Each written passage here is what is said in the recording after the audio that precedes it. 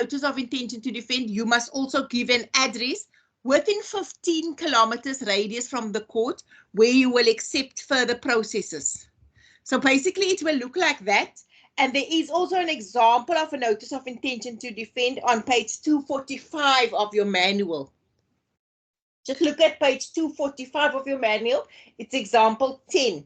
It doesn't have the heading and the tram lines, but it's got the information. And yes.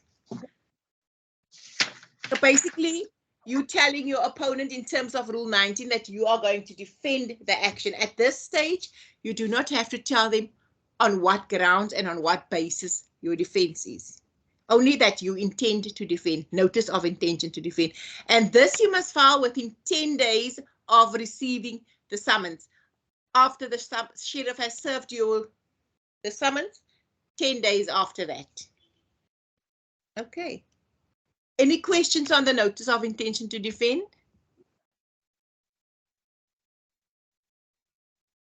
None. Okay, we move on. Right. Now, if anything has to be done in terms of the rules, and I'm talking about the uniform rules, if any action or anything is expected from a party in terms of the rules, and they say you have so many days to do this, or you have that many days to do that, remember that the days that they are talking about is court days. So court days are to be included in the computation of any time expressed in days prescribed by the uniform rules or fixed by an order of court. So the days that you count is court days, right? Now, what are court days? Non-court days are Saturdays, Sundays, and public holidays. So everything else is court days. So working days, but it excludes weekends and it excludes public holidays. Very simple. So the defendant has 10 days in which to file a notice of intention to defend. And when he counts the 10 days, he does not include Saturdays, Sundays, and public holidays.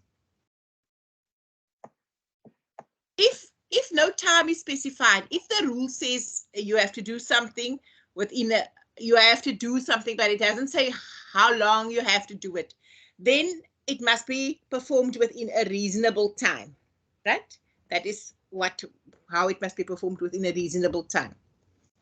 If time is expressed in terms of a court order or the rules in weeks or months, then you include weekends and public holidays. If it says it's 1 week, then it's 7 days. It includes the public holiday. If it says you have to do something within 2 months, it is 2 months. If you count the calendar days, 2 months, it includes every day.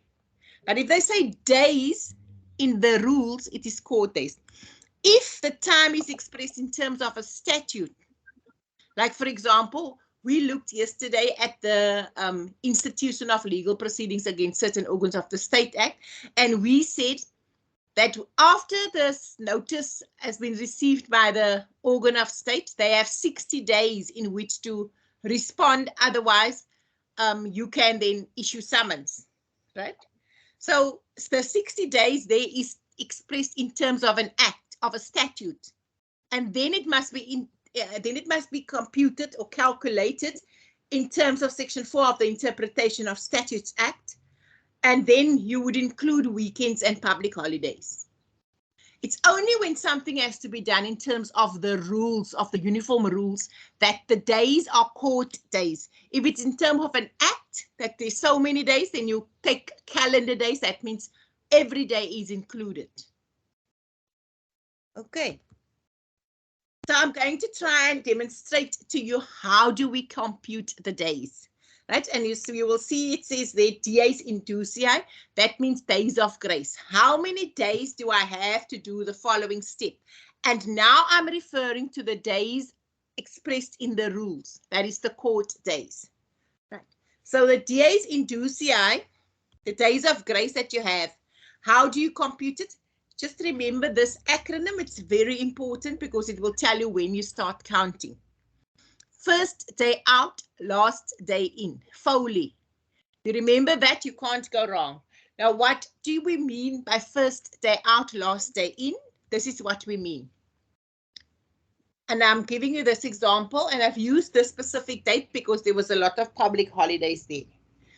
If summons is served by the sheriff, remember the sheriff goes and serve it. So the date will be on the return of service. So summons is served on the Friday, the 19th of March, 2021. Okay? And applying this acronym FOLI, applying that, we are now going to compute 10 days in which the defendant have to file a notice of intention to defend. Right, so Friday, the 19th of March, that is the day on which the sheriff served it. First day out. So we don't count that day. You see, FOLI, first day out. You don't count the day on which the sheriff serves it, right? And then you count the next court day. So the next court day, the Saturday and the Sunday is not court days. And you would have seen that in 2021, 21st of March, which was a public holiday fair on the Sunday. That means we got the public holiday on the Monday in South Africa. So all of those days does not count, right? So the first day that you would count, the first court day would be Tuesday, the 23rd of March. And then you count, and then you exclude Saturdays and Sundays, and you count, and then it was also Easter at that time, so you exclude the whole of the Easter weekend, which consists of 4 days, as we know. And then the 10th day is actually the 7th of April. So the last day in, so it's first day out, last day in. The last day in means on that day, you have to do what you were supposed to do. Not you counted the days and then the day after the last day. No, on that day, that is the last day that you can do it. So the last day that you can file your notice of intention to defend is on the 10th day. Right. So that is how easy it is to compute days. Now, I told you that if something is expressed not in the rules, but in the statute that you have to do something within certain amount of days, you account calendar days. So you would count all of those days that there's an X next, you would count that day, but you still use the acronym first day out, last day in. So you wouldn't count the day on which the summons is served, but your first day would have been Friday the 19th. And then Friday the 19th would be the day that you receive it. That would have been out. But your first day would have been the Saturday, the 20th of March, and you would count weekends and public holidays. There's just something peculiar about that. If the last day, remember it's first day out, last day in. If the last day that you count falls on a weekend or on a public holiday, then you don't count that. Only if the last day falls on a weekend or a public holiday, then you wait for the next court day. Now, why is that? It makes common sense because the last day that you have to do what you're supposed to do, the courts have to be open for you to do it. And the courts is not open on a weekend or on a public holiday. There's some disturbance. I'm just trying to see who's disturbing me. And I'm going to mute that person, which I'm doing now. Okay, I've muted. Right, so any questions on how to compute days, or otherwise I'll accept that you'll all be okay with that.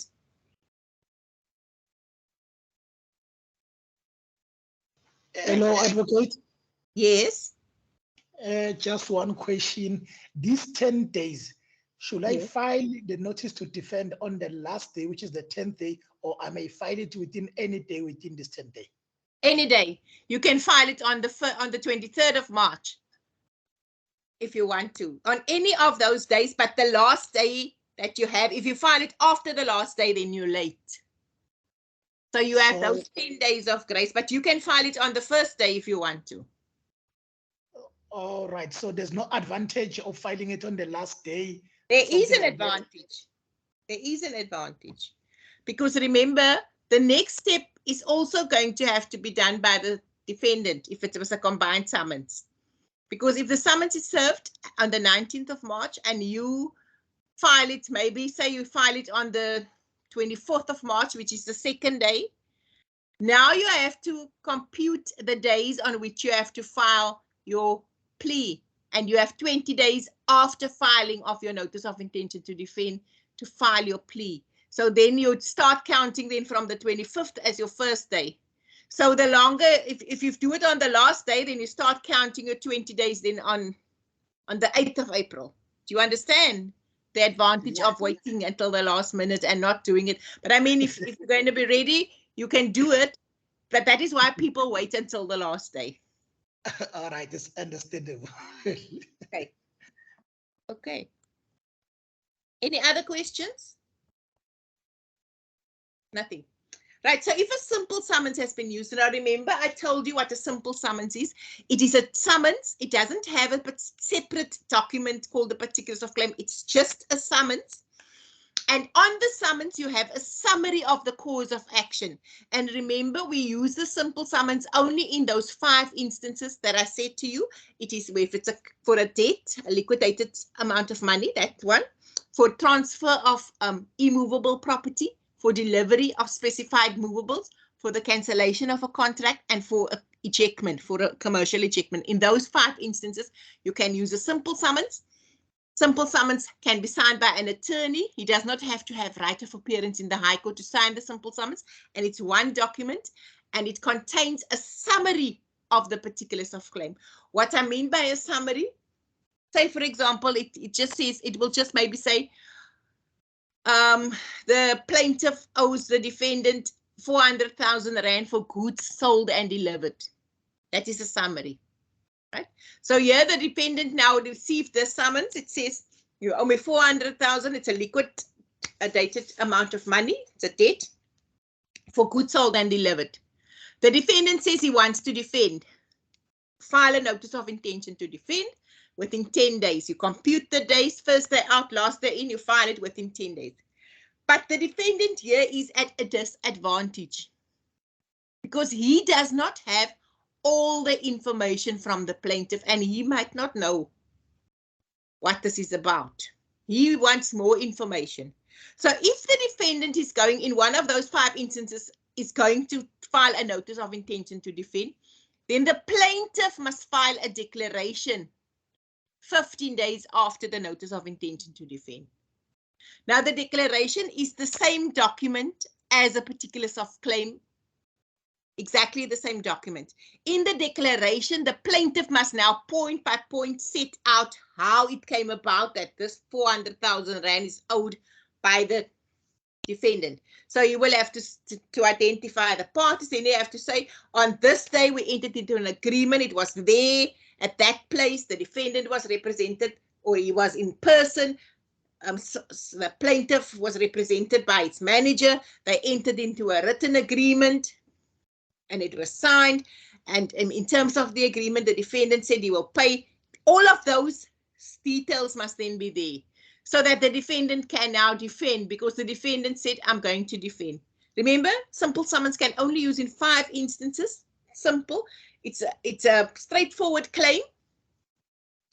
But if the defendant says, nevertheless, he's going to defend, the plaintiff must place him in a position where he can defend and therefore file a declaration. And then 20 days after the plaintiff has filed a declaration, and remember, this is all court days, first day out, last day in.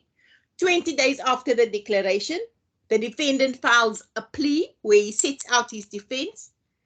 And then 15 days after the defendant filed his plea, the plaintiff files a replication.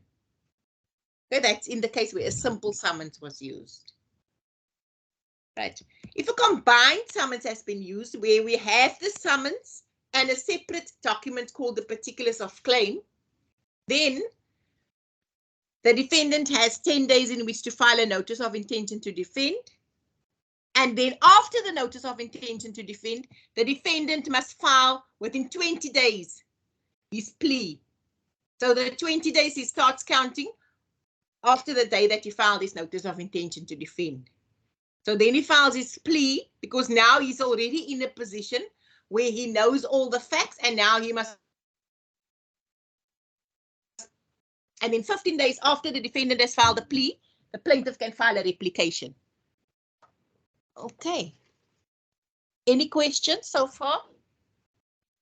Yes, Advocate, please may I ask in a court scenario, would there be any objection from your side or the defendant if I file declaration the same time with a notice of intention to defend? If I I file a think you're. declaration the same time, would that be an objection from your side When or do the you find the defendant? declaration?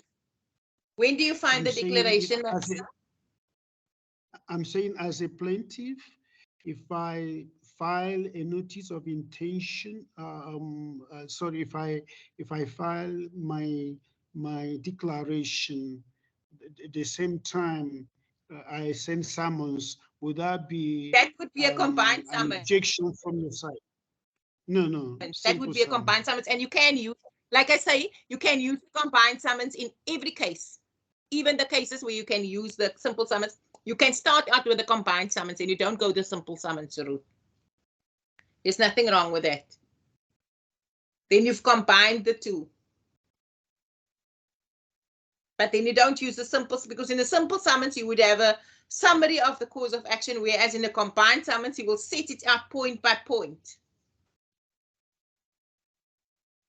I don't know if I'm explaining myself correctly to you. Can you just tell me if you understand what I'm saying, so that I can try and explain it better? Okay, I just like to understand you well. I will like to understand you well. What I'm trying to say, as a plaintiff, at the same time I am making my application or my action, is there a need for me to the same time, filing my my declaration on a simple summon, the same time attached to the summons? No, then it's not a simple summons, then it's a combined summons.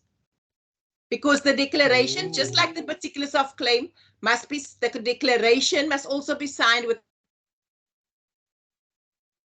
right of appearance in the High Court, or if the attorney don't have right of appearance in the High Court, by an attorney and an advocate. So then it would be a combined summons. Then it would not be a simple summons. And there's nothing wrong. You can start in those 5 instances where you have the option of using a simple summons. You can even use a combined summons. So if you want to file it together, then you use the combined summons and not the simple summons. Oh, it's okay. Thank you. Okay. Any other questions?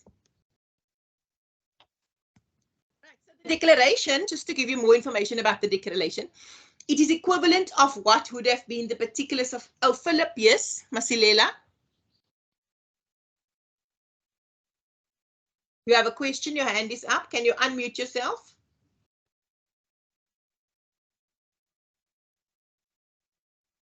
I can't hear you, Philip.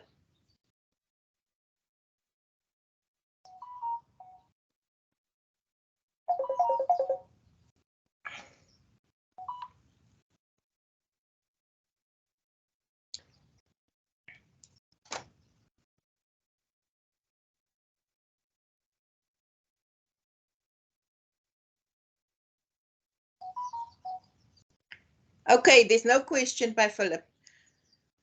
Right. I'm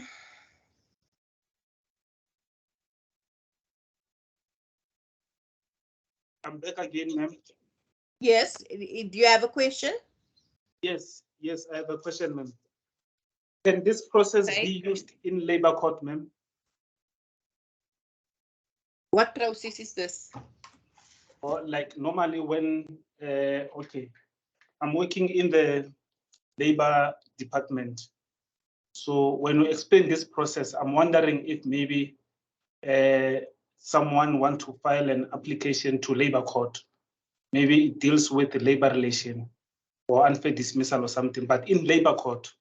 So the process that you are explaining to file those plea and declaration and everything is the same process as they are using it in labor court, or labor court is another? The labor court has its own rules, sir. Oh, the labor court has its own rules. Okay, so you would know if you work in that field. to the labor court, you can bring an application for review of an arbitration of a decision if there was an unfair dismissal, or in certain instances, you can go to adjudication where you file a statement of claim. But the labor court rules will tell you how many days and all of that you have to do it. It's not the same procedure. Thank you. It's more or less the same, but you must look at the labor court rules as to how they do the procedure there. Thank you. I will do that. Okay. Thank you. Sure. So the declaration is equivalent of what would have been the particulars of claim if a combined summons had been issued. It fully expounds the plaintiff's claim. It not only concisely states it as in the case of a simple summons. Right, that's what the declaration is. Now, together with the plea, the defendant may have a claim against the plaintiff, and he can file that claim together with his plea, and then we call it a claim in reconvention or a counterclaim, another word for a claim in reconvention. And then a claim in reconvention will have the same form as a declaration or a particulars of claim. And this is now the defendant who now claims from the plaintiff. So the defendant is now in the claim in reconvention. He is the plaintiff, and the plaintiff in the claim in reconvention is now the defendant. So you file the counterclaim or the claim in reconvention, you file it with a plea, and you usually state that the plaintiff in reconvention is the defendant in convention, and that the defendant in reconvention is the plaintiff in convention, but yet you refer to the parties, refer to them in the main case. So if the defendant says, but I also have a claim against the defendant, sorry, against the plaintiff, the defendant says, I want to defend this, let's do a notice of intention to defend and then a plea, but I also have a claim against the plaintiff. So then you file a counterclaim. In the same proceedings, you file a counterclaim. In the counterclaim, the defendant is the plaintiff, but you will still refer to him as the defendant. And when you start, you will qualify it by saying, therein is the defendant in the main case. And the defendant in this counterclaim is the plaintiff in the main case, but the parties are referred to as before, as they are referred to in the main case. Right? And also because you are filing the counterclaim together with the plea, you would say you can refer to allegations that you have stated in your plea. You can say, I refer to paragraph so-and-so of the plea.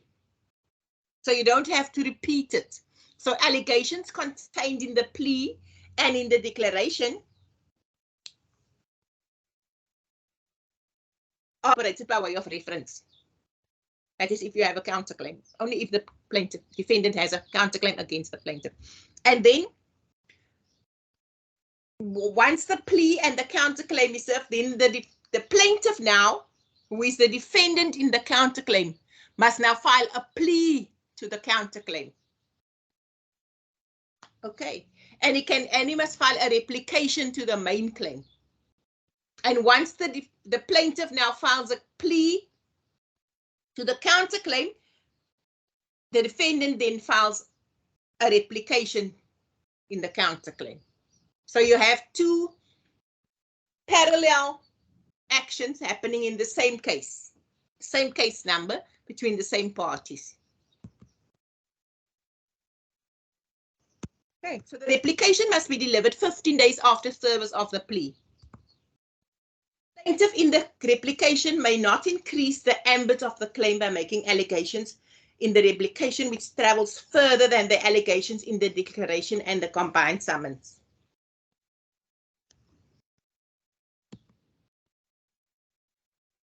He may not increase the amount or state a new cause of action in the replication. So in the replication, he basically just deals with allegations made in the plea, which he did not address in his particulars of claim or declaration. And he addresses that, but he cannot go outside of that realm. He may not state a new cause of action in his replication. Right. Are there any questions? Okay, I'm moving away from this. Yes, I do Now, have one. I thought you, oh, sure, you can proceed. What's the question? Advocate, is that a case in, I've read a couple of documents where they refer in the replication only to add paragraph 6 or add paragraph 6. Is that with reference to the plea? Yes. And then there is been stated Yeah. whichever they think the line of thinking is from their side. Yeah. Okay. What is the meaning of that add? To the plea. Advocate? Yes. Excuse me? Is it per? What is the meaning of that add? Is it per the plea? Oh, add means two. Two. Okay. Thank you. Yes, it means two. Two in Latin, it means two. So it says 2 paragraph 6. This is my response. 2 paragraph 7. This is my response. So AD is Latin for 2. Thank you very much, Advocate. Not to the number. CO 2. Yeah, I've got it. Got it. Okay. Fine. Right. So after the replication has been Advocate, filed, more questions, yes? is exception the same as counterclaim? No. Okay. Exception is when you, a counterclaim is when you also have a claim where there's a cause of action. Remember we did cause of action? That is a set of facts that gives rise to a claim. If you also have a claim against the defendant is suing you for something, but he forgets he owes you also money. So you're going to ask it now back. That is not part of your defense, because your defense to his claim would be a defense to that claim. It does, because you can't say the defense is that he owes me money. You must sue for that separately. The defense must be I don't owe him money or whatever. You understand? Yes, thank you. Yes. So after the replication has been filed, the defendant can 10 days after the replication file a document called a rejoinder. Same principles of a replication. If he wants to now clarify certain issues or address certain issues that is in the replication, the defendant can file a rejoinder. And in 10 days after that, the plaintiff can file a surrejoinder. And then 10 days after that, the defendant can file a rebutter. And then 10 days after that, the plaintiff can file a surrebutter. Okay, now I have only seen so far as a surrejoinder once. But I mean, these pleadings exist, they are there, and you have 10 days after each one to file the next one. If you do not file within the 10 days, and it is 10 court days, so it is first day out, last day in, you don't count weekend and public holidays. If any of these pleadings are not filed within time, then you are automatically barred from filing it. You can't 20 days after the time decide you're going to file a rejoinder, because then you are late. And if you are late in complying with the rules, then you have to make an application for condemnation. Okay, so you are automatically barred from filing if you are late with any of these. But these pleadings do exist. I want you just to know that they do exist should you ever need to address issues, to join issues that is said in the replication. No, there can be a rejoinder, there can be a surrejoinder, a rebutter, and a surrebutter. Okay. So Rule 18 of the Uniform Rules is the most important rule with regards to drafting. Rule 18 says that you must give the title to the action. That is what is the title of the action. You describe the parties.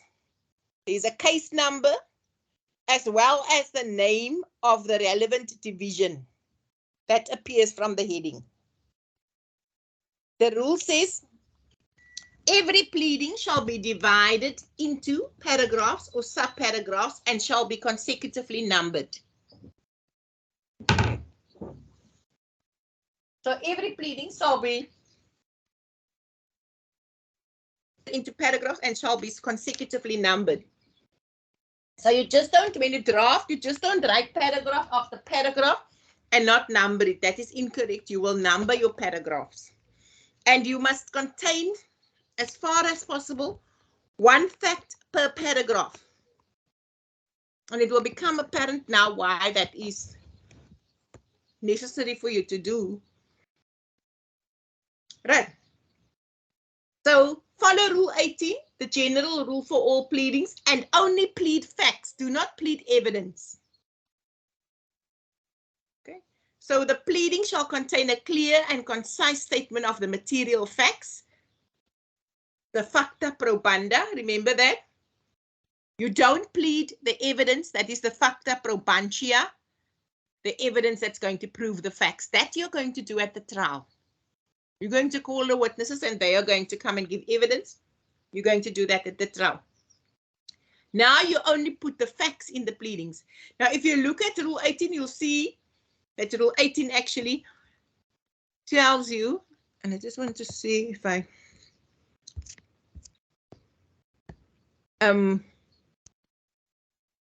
can share Rule 18 of the Uniform Rules with you.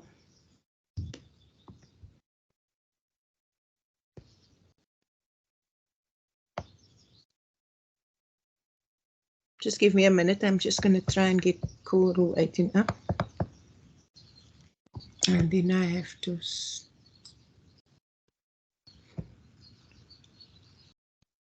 Okay.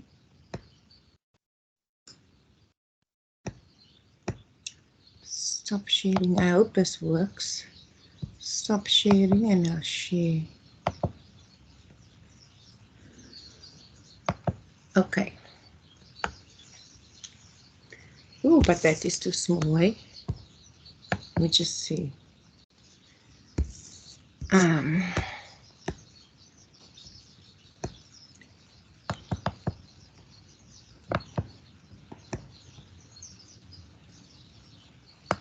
I don't know if you can see that, but this is Rule 18 of the Uniform Rules, right?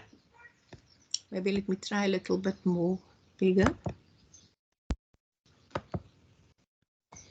So a combined summons and every other pleading except the summons shall be signed by both the advocate and attorney. That is where all those things that I told you about, you will find that in Rule 18. But what is important for this purpose is that Rule 18 also contains a checklist for certain causes of action.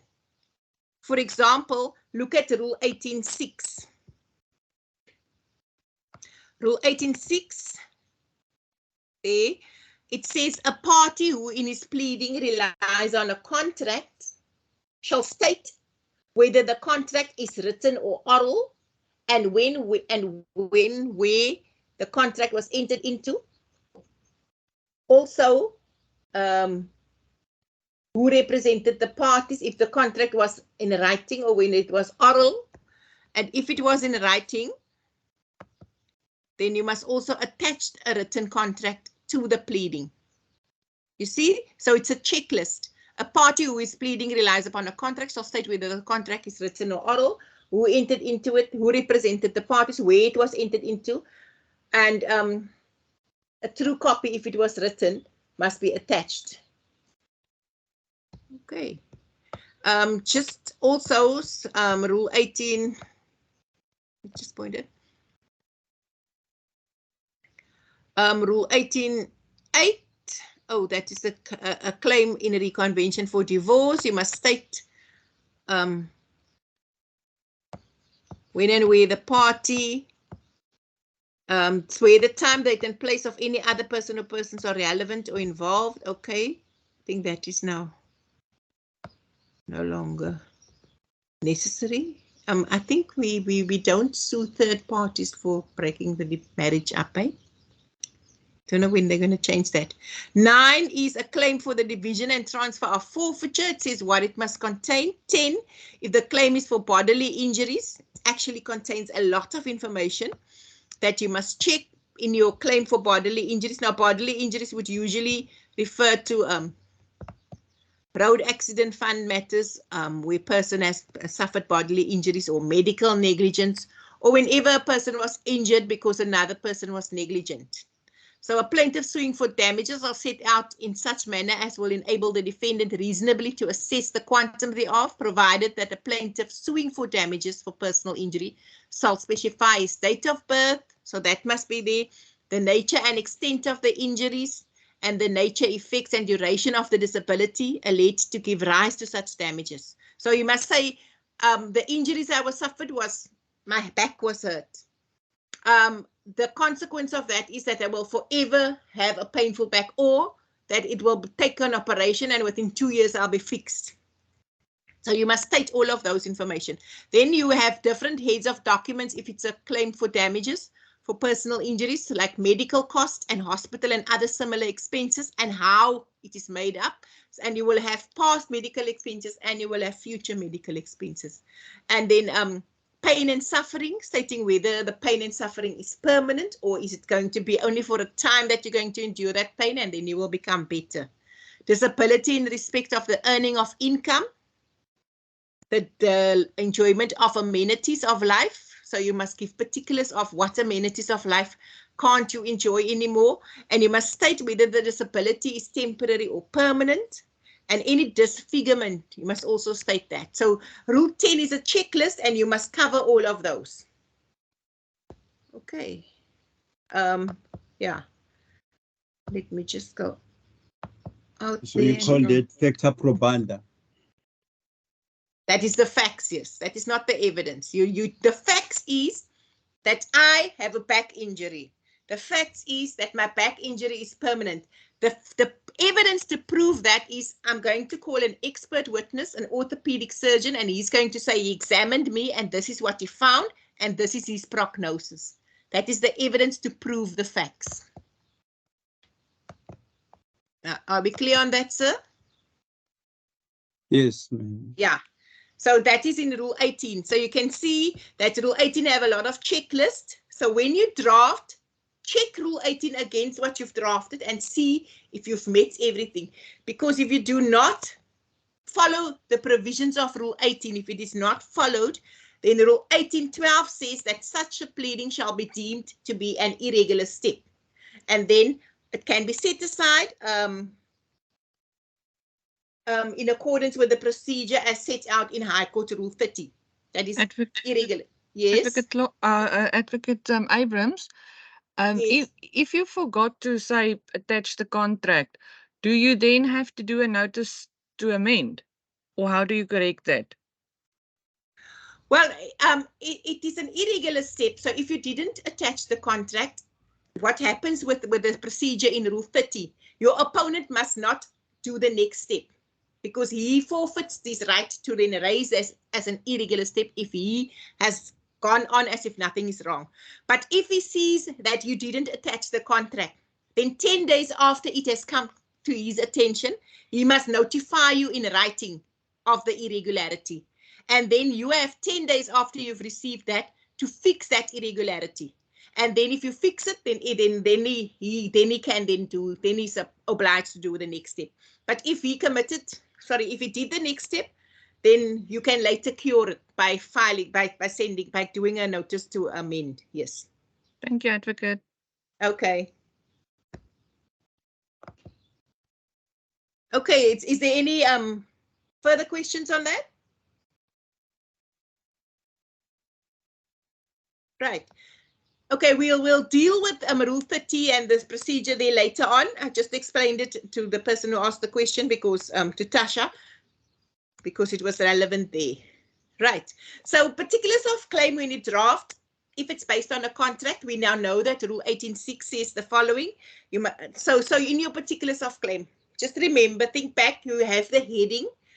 From the heading, we will see out of which court you have issued. That court has jurisdiction. Then you have the parties, the plaintiff, in the matter between the plaintiff and the defendant. So you will have their names there, and then you will have particulars of claim, if this is what you're drafting, in the tramlines. Now, when you start drafting, you first start with identifying the parties. Remember Rule 17, where you cite the parties. And remember what I said last night. The plaintiff, you will have the full particulars of the plaintiff. So you will have the name and whether the person is an adult and the occupation and the address, right? And the defendant, I said you can, the name by which the defendant is known to the plaintiff. And if there's no further particulars that you know, then you say whose full and further particulars are unknown to the plaintiff, right? So you will first describe the parties and you will use one paragraph for one party. So remember, we can have as many plaintiffs and as many defendants as there are. So you will use, you won't say the plaintiffs are John Smith and Peter Adams. You don't say that. You do, the first plaintiff is John Smith and you will say an adult male plumber of, and the address. And then a new paragraph, the second plaintiff. So you will do that, one paragraph per party, right? And from that, whether the person is an adult, then we can see that the person have legal standing. If it's a minor, you must have the date of birth of the minor. And then if the minor is younger than 7, the minor cannot be the plaintiff. Then the plaintiff must be the guardian. Remember, we did that. So we can see the locus standi from the description. If it's an executor of a deceased estate, we will say the plaintiff is so-and-so in his or her capacity as the executor of the deceased estate, appointed by the master in terms of letter of executorship dated so-and-so in the estate of the late Peter Adams, estate number.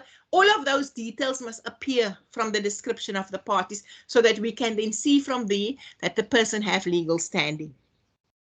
Okay. Right, so that is then your next, let me say, the next aspect that you deal with when you're drafting the particulars of claim.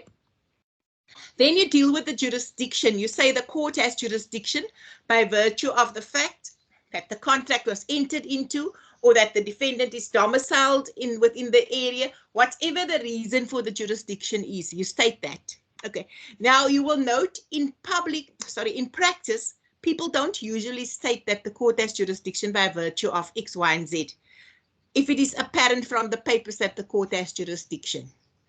But for exam purposes, please indicate why the court has jurisdiction and why you chose that court, because you will get a mark for that. If it is in practice, if it's apparent, sometimes people leave out to say this court has jurisdiction by virtue of the fact that the cause of action arose within its jurisdiction, because you can see that from the contents. But if you want to get marks in the exam, you please address that issue, jurisdiction. Right? And remember, like I said in the consultation, these are the things that we have to look at. After jurisdiction, you are going to describe the cause of action. Okay, so if it is contract, which we are dealing with now, you will say when the contract was, where the contract was entered into, what date was the contract that was entered into, oral or in writing. If it is in writing, was a copy attached. Who represented the parties? And what are the material contract? Okay, and then what is the obligations and the performance of the parties, and was it tendered by the plaintiff? And if there was a breach, what did the defendant, what was expected of the defendant, and did he then comply or did he breach? Which is probably what he did, because that's why we're drafting this particulars of claim. And then whether we want to cancel the contract or whether we want to enforce the contract, we make that choice. Can I ask you a question? What is the consequences of the then what damages that was suffered? Yes, Zanele? Zanele, are you speaking or are you by mistake? I'm going to mute you. I'm disabling you. Oh, do you have a question? Yes, please. Can I ask? Okay, ask. With regards to the particulars of claim, the instance of the cause of action in a motor vehicle accident, you really need to state exactly what really happened, because I've seen, like, in some of the examples of the particulars didn't stop in time and considered it. Okay, I have difficulty in hearing you. I hear that you say with the drafting the particulars of claim, do you really need to state? And then I lost you there because you have seen something, then I lost you again. Can you just repeat and get the microphone or somewhere, yeah, so that I can hear you? Yes, that's better. Okay. I was just asking with regards to the particulars of claim, when you explaining the cause of action, do you have to go like step to step on exactly what happened? Because I've seen on one of the motor vehicle accident particulars of claim, they don't really go into details of what happened. They just state that the person was responsible for the accidents because they didn't brake in time and they were driving in excess and they left like 7 points.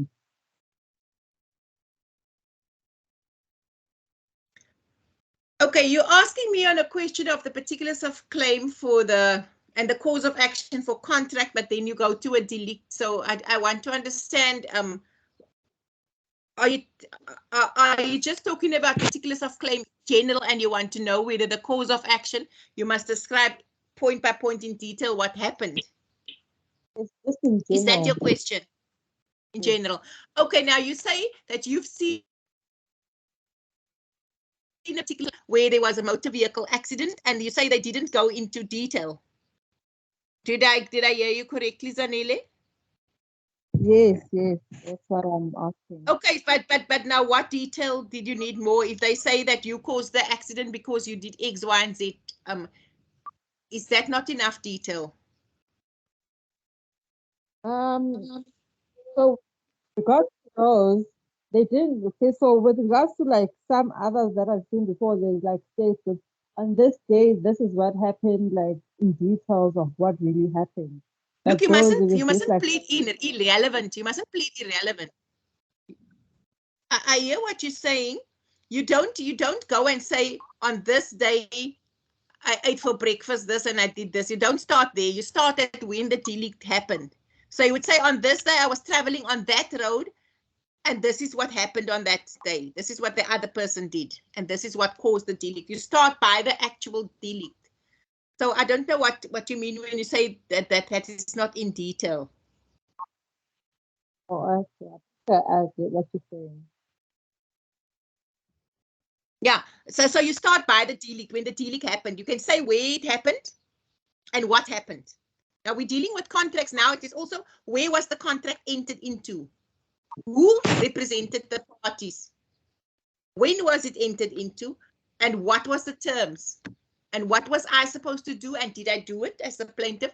And what was the defendant supposed to do? And did he do it? And then did I suffer damages because of him not doing it? And that is how you describe your cause of action.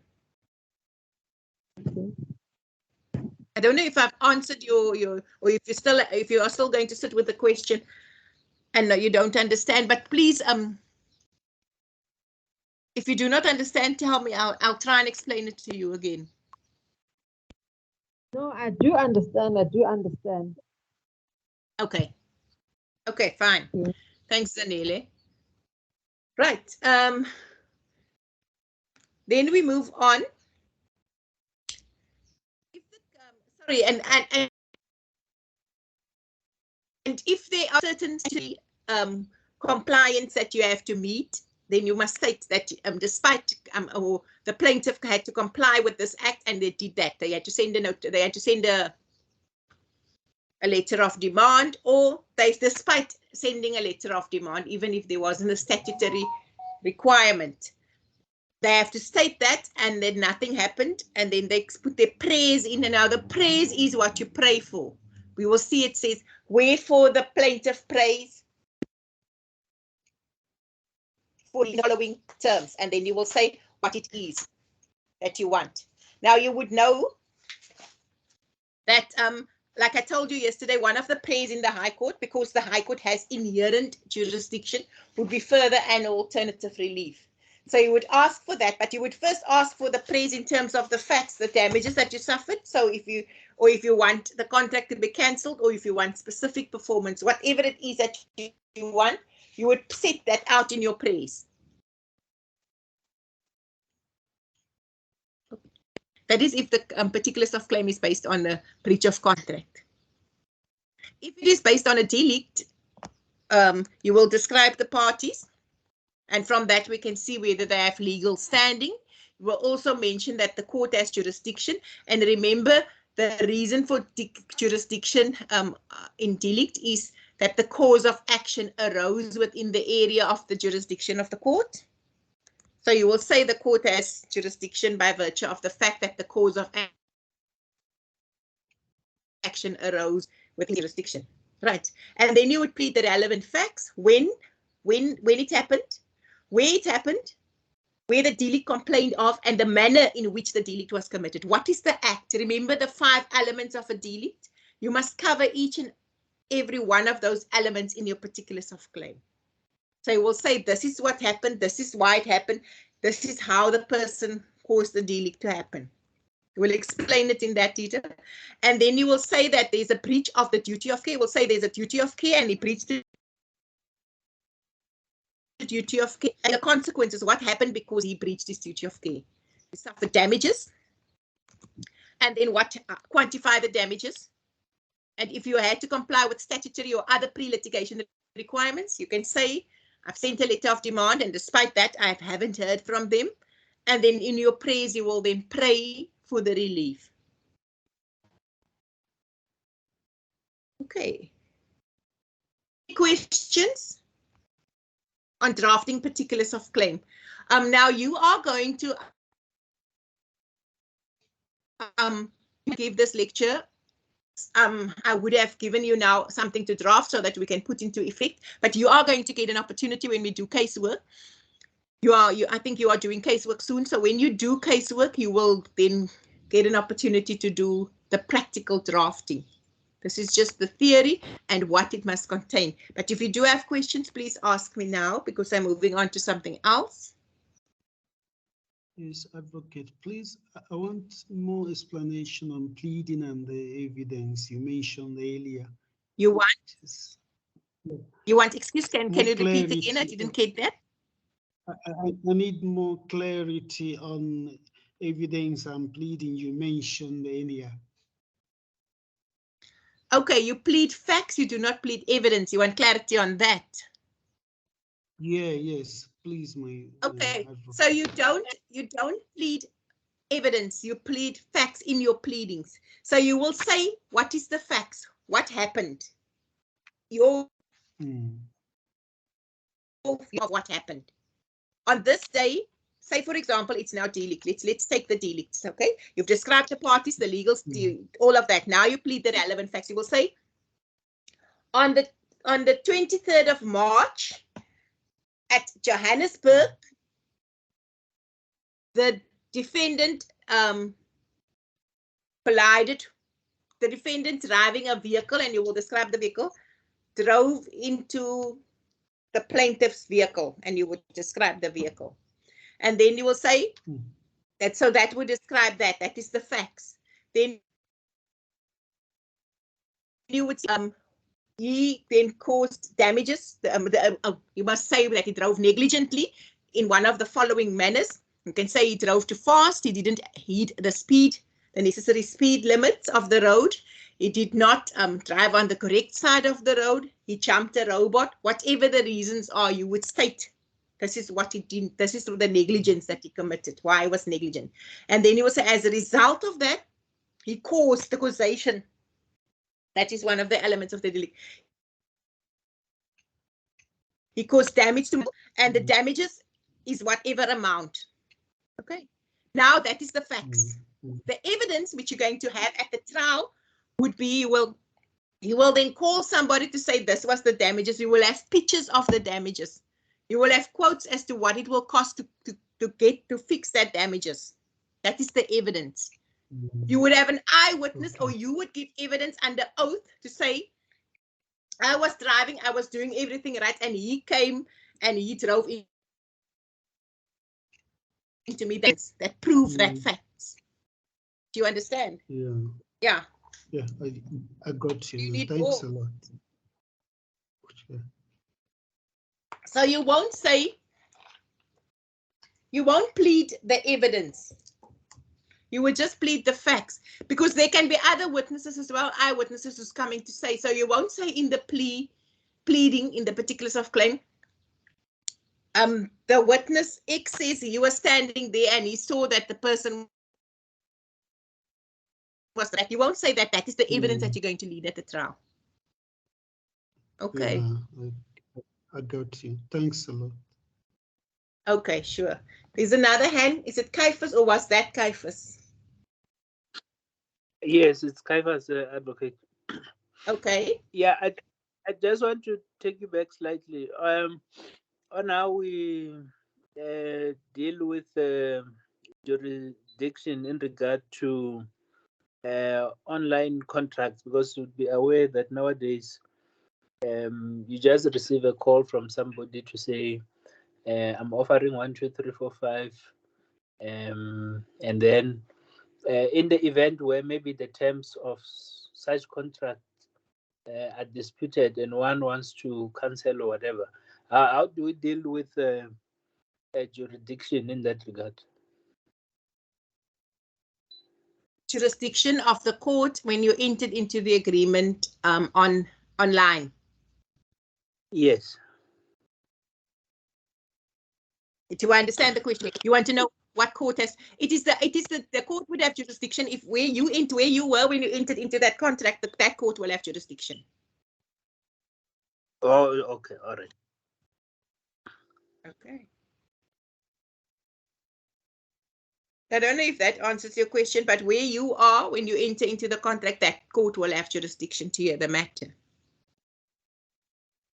Okay, so when is the contract entered into? Then you go back to when the contract ended.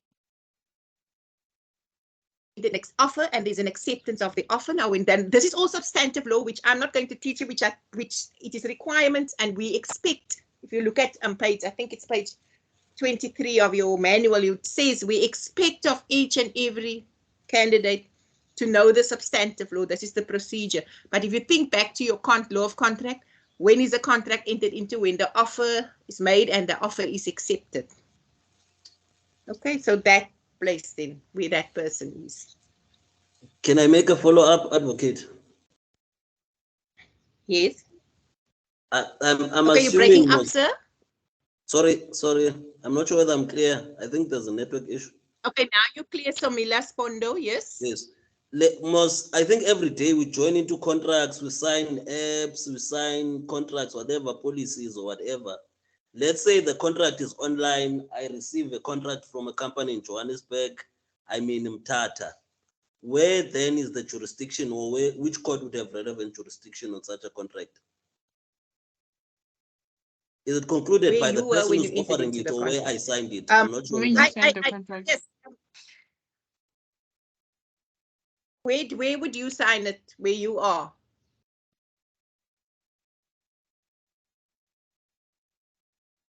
So they make the offer and you accept the offer. Is that not right? If we look at the substantive law of contract.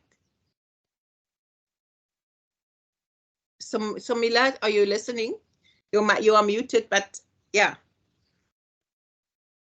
Yes, I'm listening. I just thought let me mute and wait. So Mila, you are, yeah? Yes, I was okay. waiting for the answer, advocate. I just muted so that I don't make noise. Okay. Did you hear me? Yes, I did. Yes, I did. Thank you. Okay. Okay, fine. Right.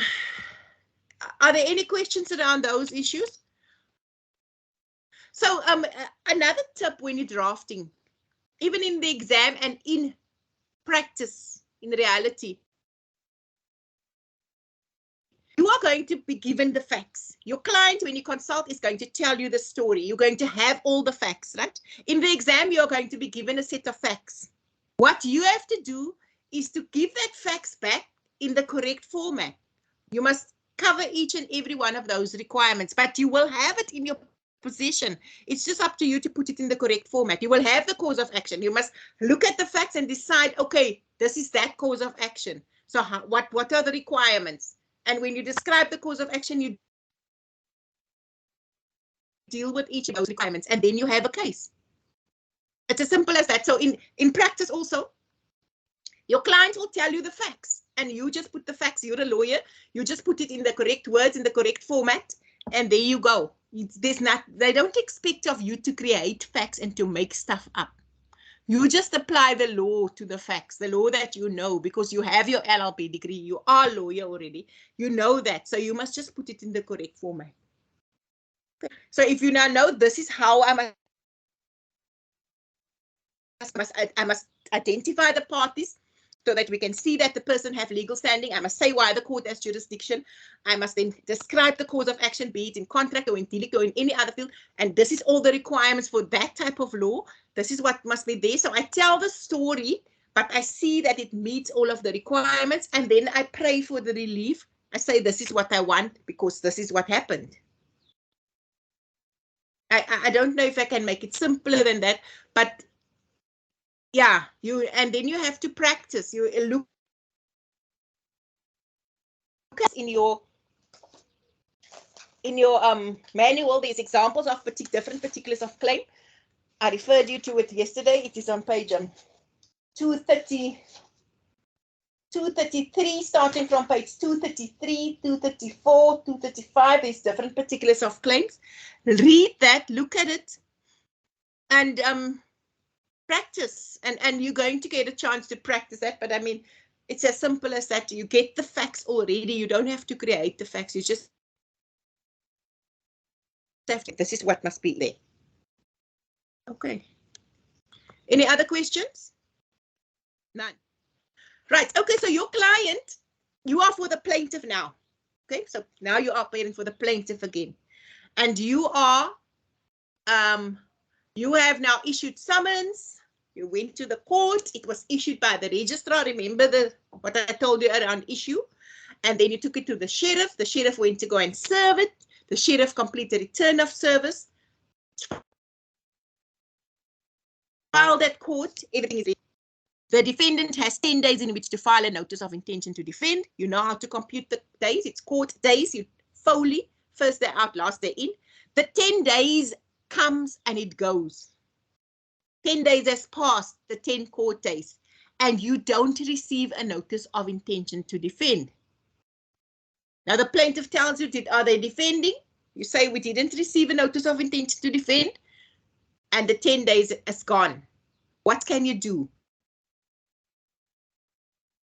You can apply for default judgment.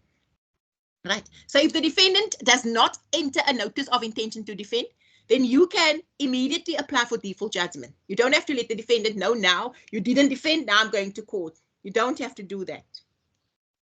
If the defendant files a notice of intention to defend, right? He files it, and the notice of intention to defend, it tells you where he will accept further service. And remember, if it combines, is there a question? If a combined summons has been used, then 20 days after the notice of intention to defend, the defendant must file a plea, where in the plea he will set out his defense. If the 20 days expires, you can also apply for default judgment, but now, remember, you are now in possession of a notice of intention to defend. So this defendant has indicated that, look, I want to defend. So you can't directly apply for default judgment. The rules make provision that before you go for default judgment, in the case where the defendant has filed a notice of intention to defend, you must remind him. So you must place him on bar. So you file a notice of bar, and then the notice of bar, you say, your plea is outstanding. And you have 5 more days. In terms of the notice of bar, you give him 5 more days, 5 court days to file your plea, failing which you will then be barred from ever pleading again a default judgment against you. So remember, if there's no notice of intention to defend, you can apply for default judgment straight away. If there is a notice of intention to defend, you now know that the defendant wants to defend. He has indicated his intention to defend. So now you can't just go and apply for default judgment. Now you must give him an opportunity to file his plea. You say you're late, the 20 days has expired, you're late, please file your plea. You have 5 days to do it. And if you don't do it within the 5 days, you are barred from pleading. So you place him under bar. You will find an example of a note of what the bar looks like. I have it on file, but you will also find a notice of bar, the contents of it on page 245 of your manual. Okay.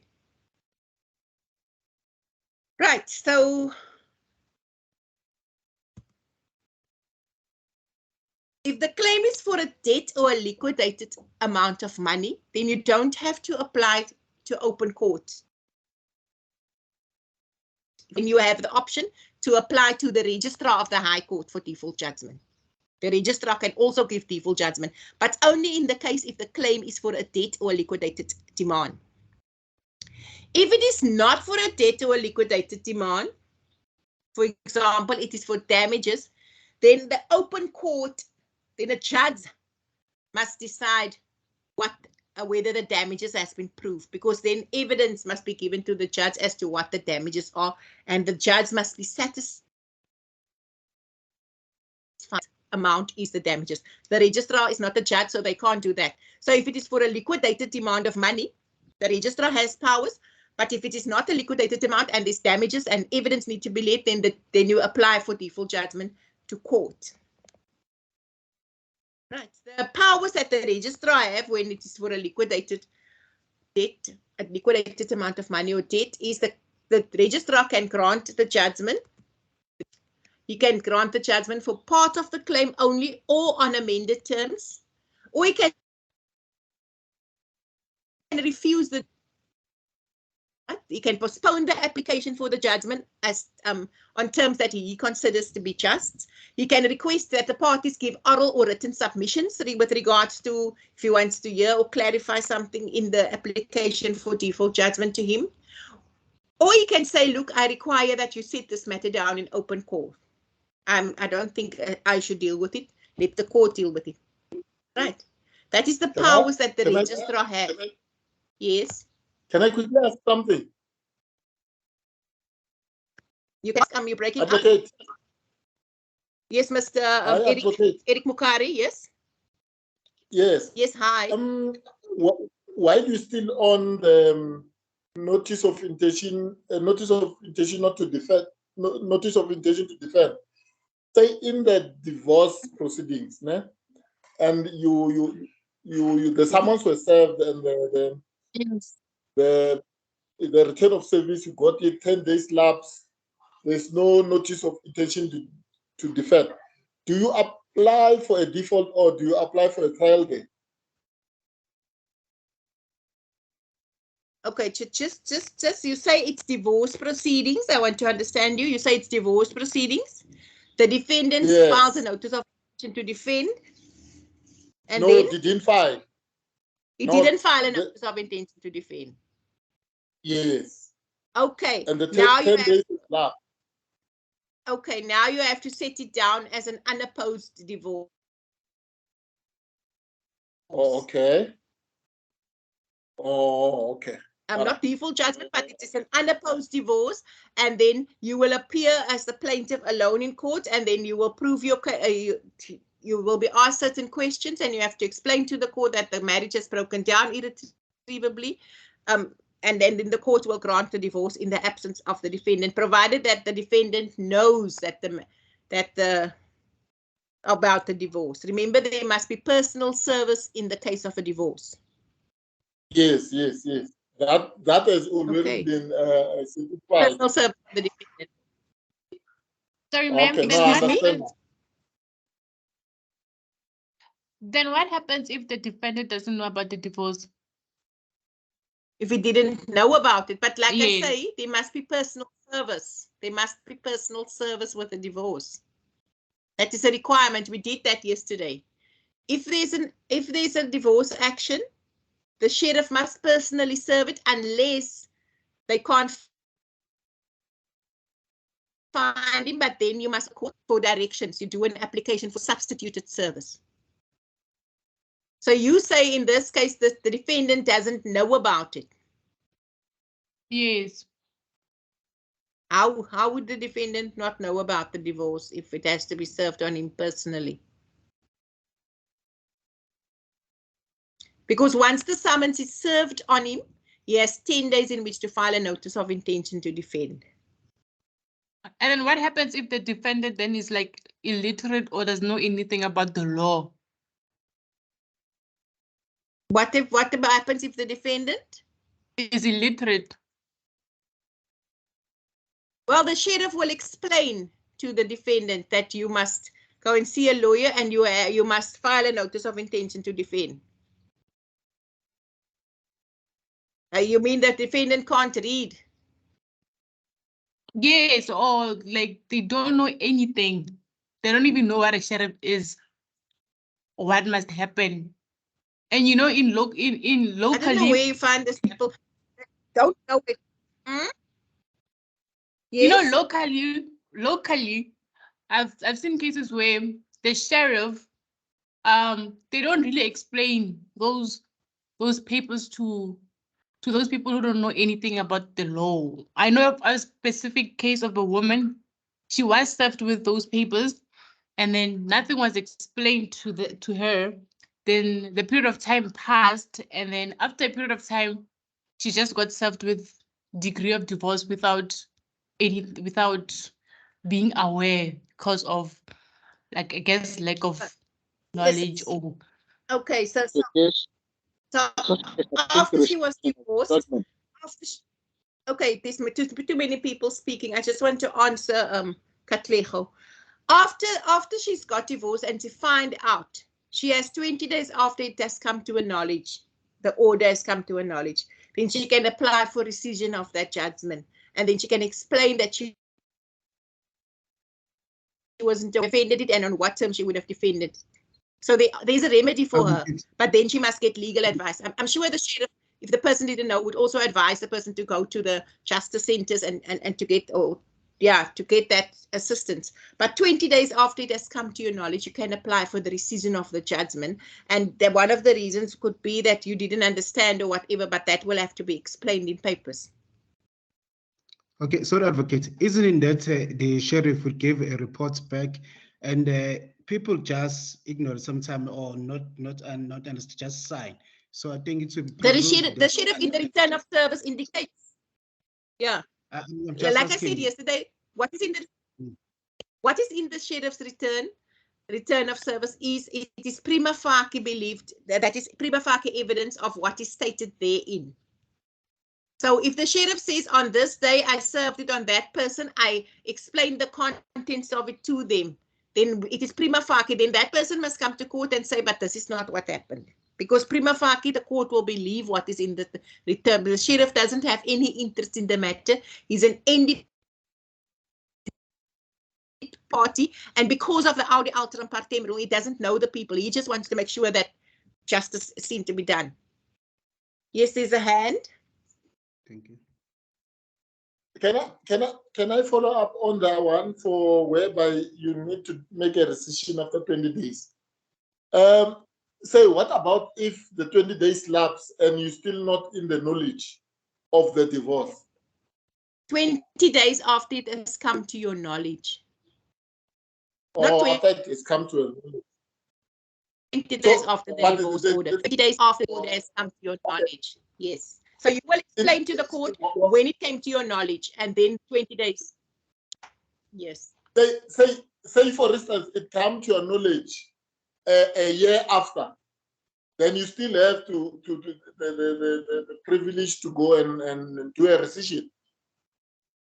Yeah. If it negatively impacts you, look, you're going to say that you want to defend, and if you have to obviously demonstrate to the court that you defend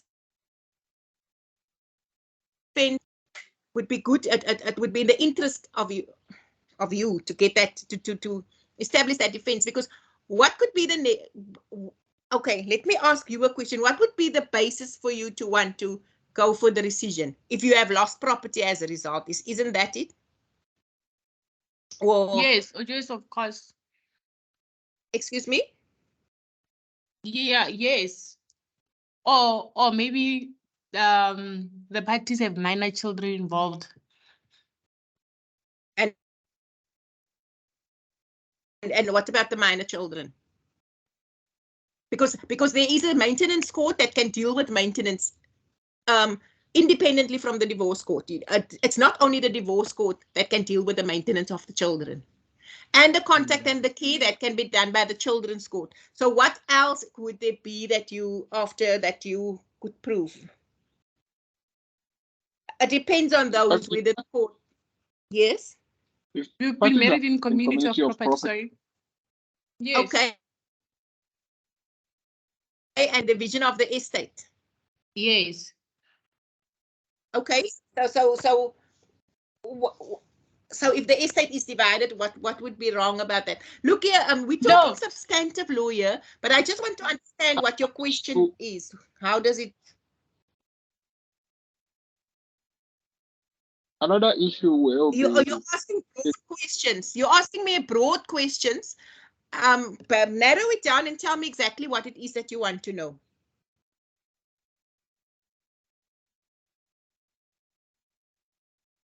Right. So if the divorce was granted and there are assets inside and you were disadvantaged in that process. Yes. How were you disadvantaged? Like you didn't get anything. Yes. And the applicant has asset and you guys have been married in community of property and a divorce was granted without your knowledge because on the basis of the issues we raised previously. So. And what didn't you get? Your share. Of what? Of the asset we communicate. Was the other party in possession? Yeah. Okay. Yes. Now, where were you this whole time, and when did they start taking away your assets? When did you become aware that they're taking away your assets? Was it only a year after that, or was it immediately after the divorce? Okay, let's say they didn't take the current. Let's say it makes example of a house. The current house you live in, it was not taken away from you, but you guys have assets besides the house. You have many assets besides the house. You have other properties, you have other businesses, you have cars, and the only thing that you get, not really you get, just that, yeah, it's the house and it's still not in your name still.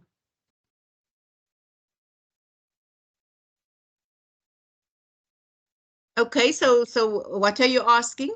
You can then apply for rescission of the judgment, and then you can, based on just the fact that the distribution of the assets should be done properly. You can apply for rescission 20 days after it has come to your knowledge that this is now happened and it's to your prejudice. 20 days after it has come to your knowledge, you can apply for rescission or a variation of the divorce order.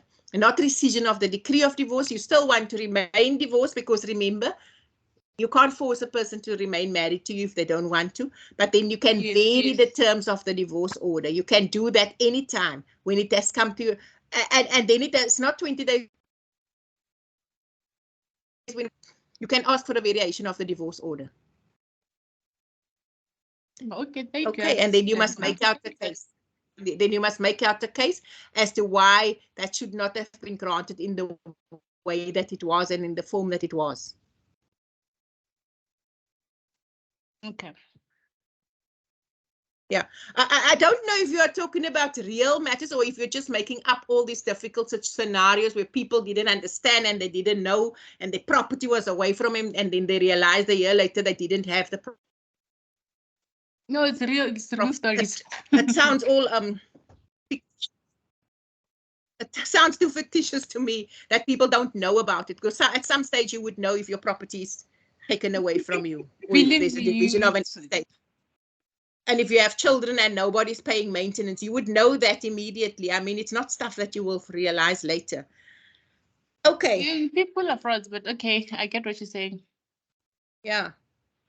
Are there any other questions? Yes, advocate.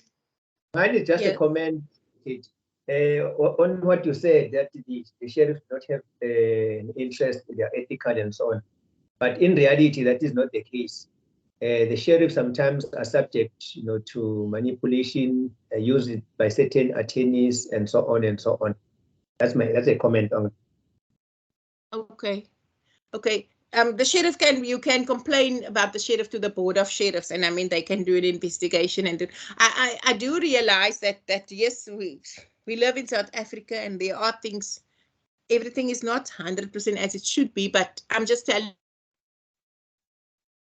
it should be. Yeah. Yes, Advocate. Thank you. Let's go on. Any party.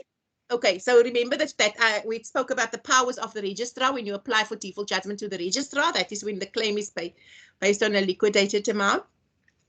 Any party who is dissatisfied with the judgment granted or the direction given by the registrar may, within 20 days after he has acquired knowledge of that judgment or direction, set the matter down for reconsideration by the court. So if the registrar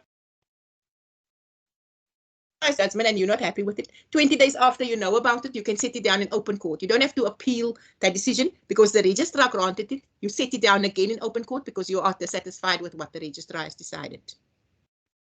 Thank you, Advocate. Can I? Yes, you can. I was waiting for you to get back to the previous slide. So let me. Yeah. That one. In terms of Rule 31, subsection 5B, I want to believe that the registrar should provide then the open court valid reasons why he or she don't want to hear the matter or postpone the application for judgment, or even request oral or written submissions and set down the hearing for the open court. So the registrar should provide the open with those information. He can just refer it. I mean, you don't have to give a reason as to why. He would probably have a reason why, but this is in the registrar, and this is the powers that they have. If the registrar refused judgment, you can set it down in open court. You don't have to go with that. If the registrar was, if you are dissatisfied with the registrar, you can say you want open court, because remember, you have decided to apply for default judgment to the registrar. Yes. It was your decision, so you can decide to put it down in open court if you're not happy with the registrar's decision. Okay. 20 days after it has come to your knowledge. You chose that because it's out of court and it's a liquidated, it's a quick thing. The registrar can grant the judgment as requested, but the registrar is not just going to rubber stamp. He will look at it and he can do any of those. He has all of those powers in Rule 31(5)(b). Okay. Good, Advocate. Right. Right, so this is what the notice of bar, I've already referred to it in your manual, but this is what it looks like. Please take note. This is now, remember, that if the claim is for a debt to a liquidated amount of, if there's no notice of intention to defend, you can apply for default judgment without placing the defendant on bar, because he didn't even indicate that he's going to defend. And all the court will need is to see that the return of service says that the summons was served on the defendant. Then the court will be satisfied that the audi alteram partem principle was applied, and the court will say, okay, the defendant decided not to be here, and I can go ahead because that means he agrees. So by default, I can give the judgment.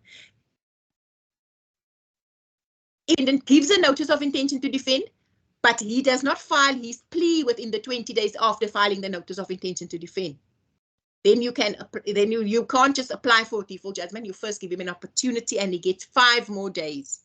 And after the 5 days, if he still don't file his plea, then you can apply for default judgment. And this is the notice of bar, what it looks like. Okay. Now, if you've been served with a notice of bar, remember you now have 5 days. And if you now know that you won't be able to file your plea within the 5 days, but you're now on bar, call your opponent and you can agree that he extends the time. He can agree to extend the time. If you explain to him the reason why you won't be able to file your plea timeously, you can come to an agreement that the time be extended. Reasons might be the defendant is out of the country or can't give you instructions now, or the defendant is sick in hospital and can't give you instructions and you need more time. There can be very good reasons why you're not timeously filing your plea. By agreement between the parties, you can extend it. Or if your opponent says, no, you had your 20 days and you're on bar now, and 5 days and you don't have it, I'm going to apply for default judgment. Then you have to bring an application to lift the bar. And in the application to lift the bar, now it's an application, so it's a notice of motion. And in the affidavit, in support of that relief, you're going to explain to the court that you are not willfully, recklessly ignoring the rules of the court. You have a very good reason, and you tell the court, so on good cause, and then the court can then grant you further time. That is if the parties don't agree. But the rule specifically makes provision that the parties can agree. And that is Rule 27. Or if you can't agree, then you go to court and you ask the court to lift the bar. Okay.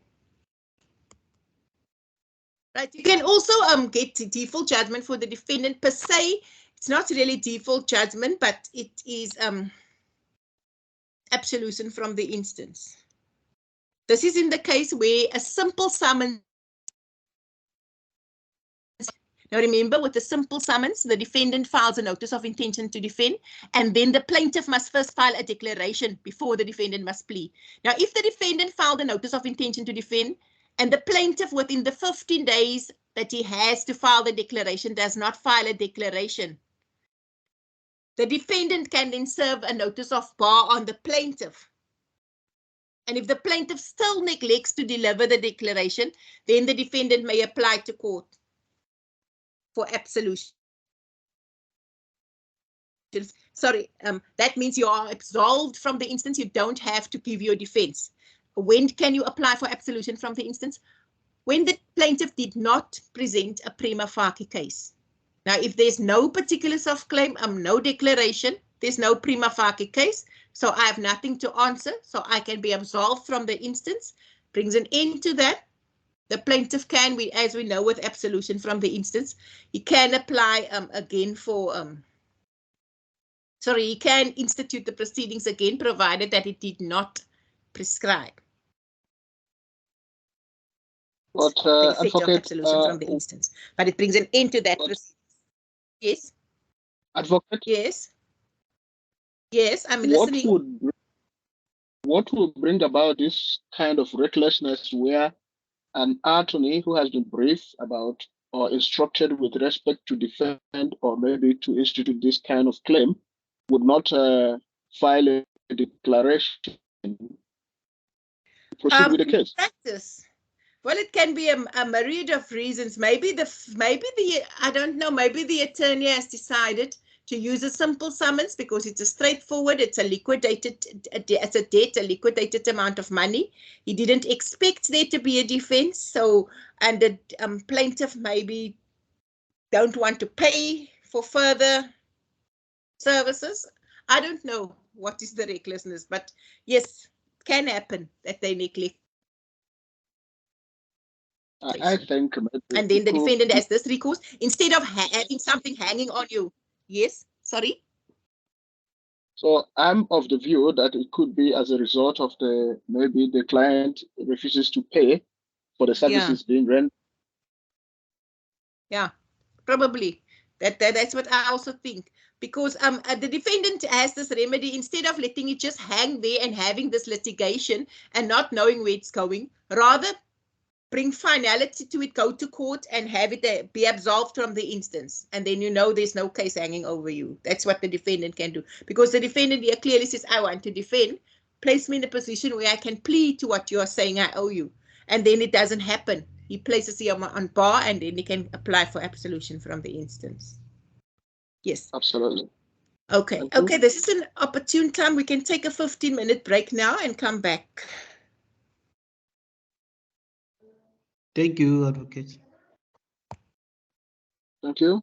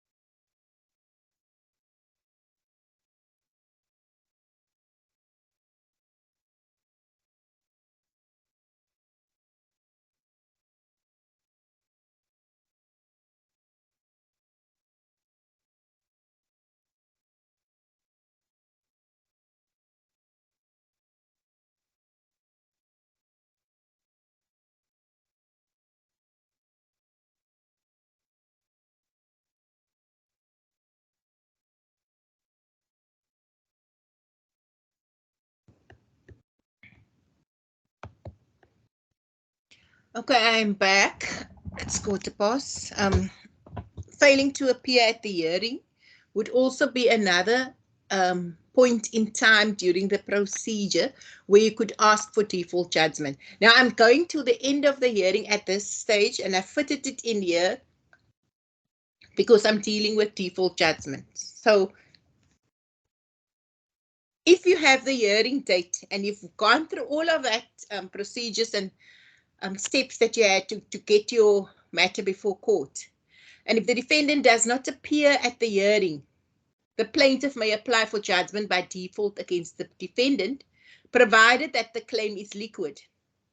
If the claim is not liquid, the plaintiff may still apply for judgment by default, but then the court would want you to tender evidence to prove the damages.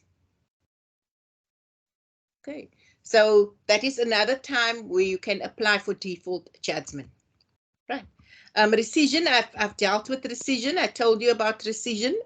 It's in terms of Rule 31, 6A and B. And you could also apply for the, yes? Yes, Advocate. Before you move on from default judgment, I have a question with regards to the process. I'm not sure if the process is the same as the magistrate's court. So when you apply for default judgment in the magistrate court, they would want, for instance, when the claim is based on a liquid document or in some sort of an agreement or contract, they would want you to produce an original of that document. I'm not sure if it's the process is the same as the magistrate court in the high court. For default judgment? Yes. They want the original of the contract. But don't they always want the originals of the stuff in the court? Of the contract? And if you do not have the original, then you must make an affidavit to state why you don't have the original, that it's lost or it's been destroyed in a fire or whatever. Isn't that the general rule?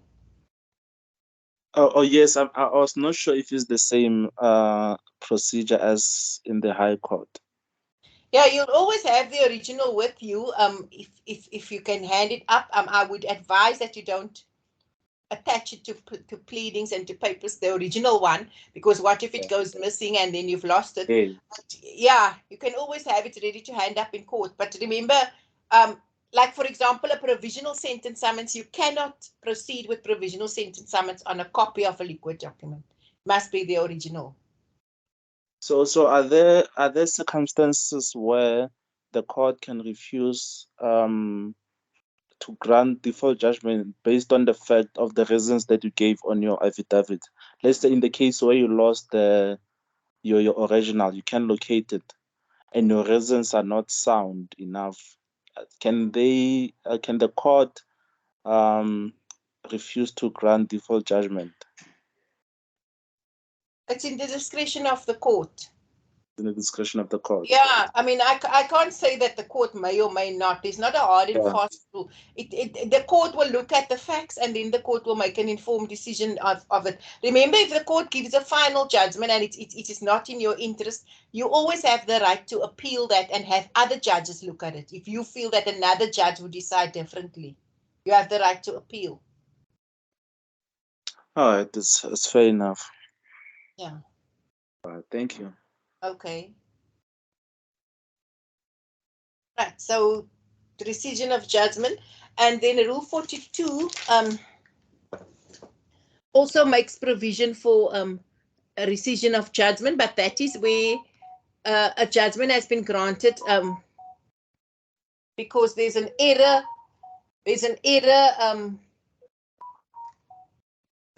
Committed by one of the parties, or both parties are mistaken. Both parties are mistaken. Then I just want to call up, let me rather call up the rule and look at the circumstances where you can also apply for rescission, apart from 31 where it was given in your absence because you weren't aware of it, or you didn't file a notice of intention to defend. That rescission, you'll have to just convince the court that you didn't ignore it, you had a valid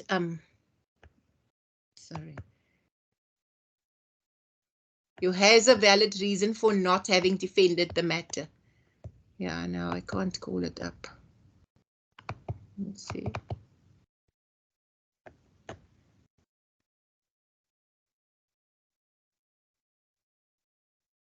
Okay. Stop sharing that and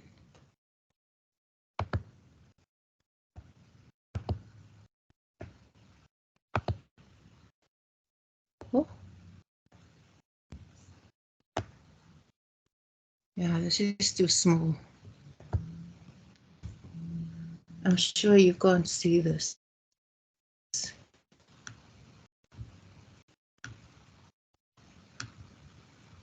Can you see what I'm sharing? But it is too small, eh? Am I sharing anything with you at the moment? You I are. don't think I am. Let me just stop sharing that. Small. Bottom right, you can zoom it.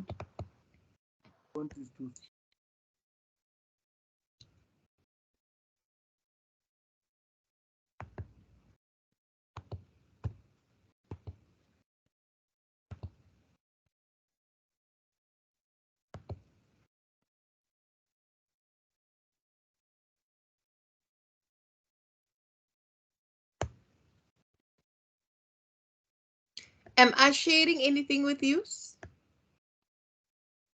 Not. Yes, but it's out there. It's coming up. Still Blank. coming. It's blank. Yeah, it's blank. Yeah, okay. Yeah. It's blank, yeah. I don't know why it's blank. This is crazy. Anyways, Rule 42 basically says if there's a mistake that's common to the parties, you can apply to the court. We were both in court and we didn't know the true facts and the judgment was granted, but both of us were mistaken. Then we can apply for the variation or the rescission of the judgment, and that the court gives an order. Or if we have if the court wasn't given all the information, then you can also apply for the rescission of that judgment. If the court had known all the information, it would not have granted that order. We can also apply for rescission of judgment. I don't know why. I don't want to get into trouble again with this. Let me rather go to my yeah. So just look at Rule 42 and under which circumstances you could apply for variation. Sorry, for rescission of judgment, but it is Rule 42 and 31 would be if the party says he didn't know about the matter, the sheriff didn't serve it on him personally, it was left on the door, nobody gave him the summons, he would have defended, and then obviously in that application for rescission, you also have to convince the court that if they rescind the judgment, you have a good defense. Because remember, if you don't have a good defense, then what will the purpose of rescinding the judgment be in any event? So the court will look at the merits of the matter and decide whether you should grant the rescission based on the fact that you have a good defense. Yes, Lerato, Maslaba? Yes, ma'am. Can I ask a question? Based on service. Service. Yes. Do we use the same rules as in like in civil proceedings when we in a maintenance when we have a maintenance court case? Yes.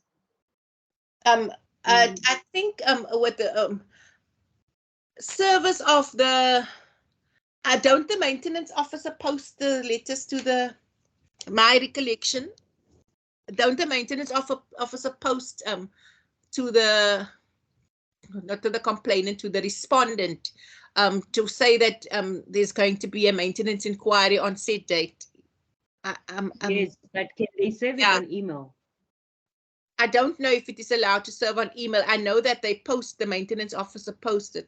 Service here is court processes in terms of Rule 4, and in the magistrate court is also services, but in the maintenance court, I know that if there's going to be an inquiry, they post you the letter with a date. So I don't know if you can also, if the regulations has been amended to include service, electronic service.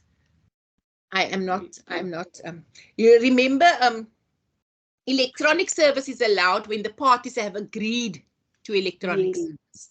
Now, did the respondent agree that he be served electronically? That is the question of the date. Because usually there's a complainant and the complainant lodged the complaint, and the maintenance officer will then call the respondent to come to court and to say, now they're going to do an inquiry and they're going to determine what can this person afford to contribute to the maintenance. Yeah, but my knowledge as far as that goes is that they send a letter. Are there any maintenance officers maybe here that can maybe shed more light on it?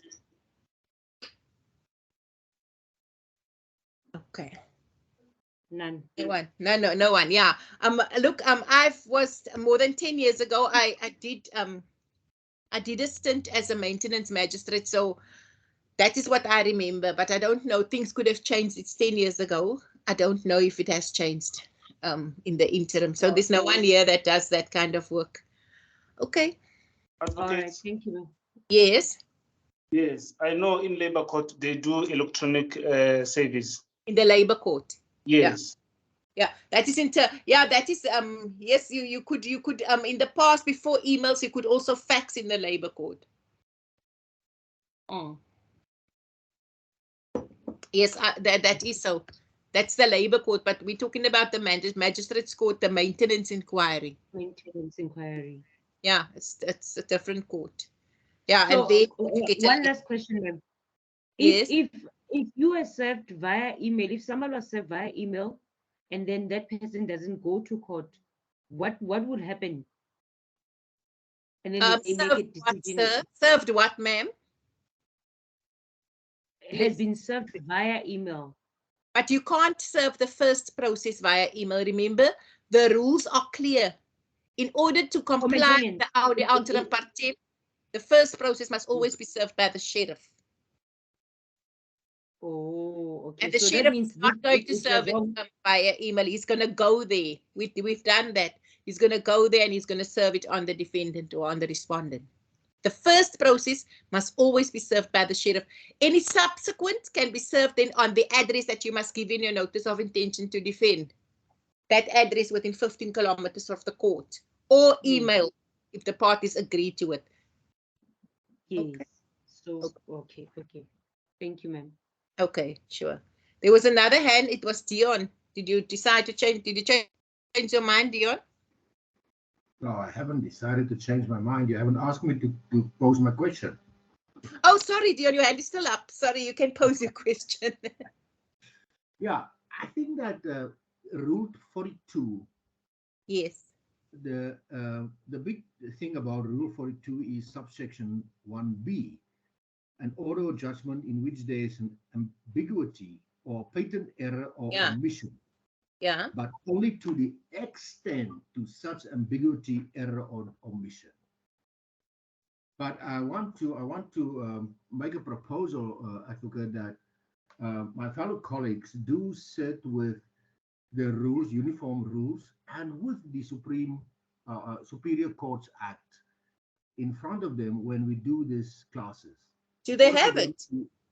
Wow, it is available on Safely.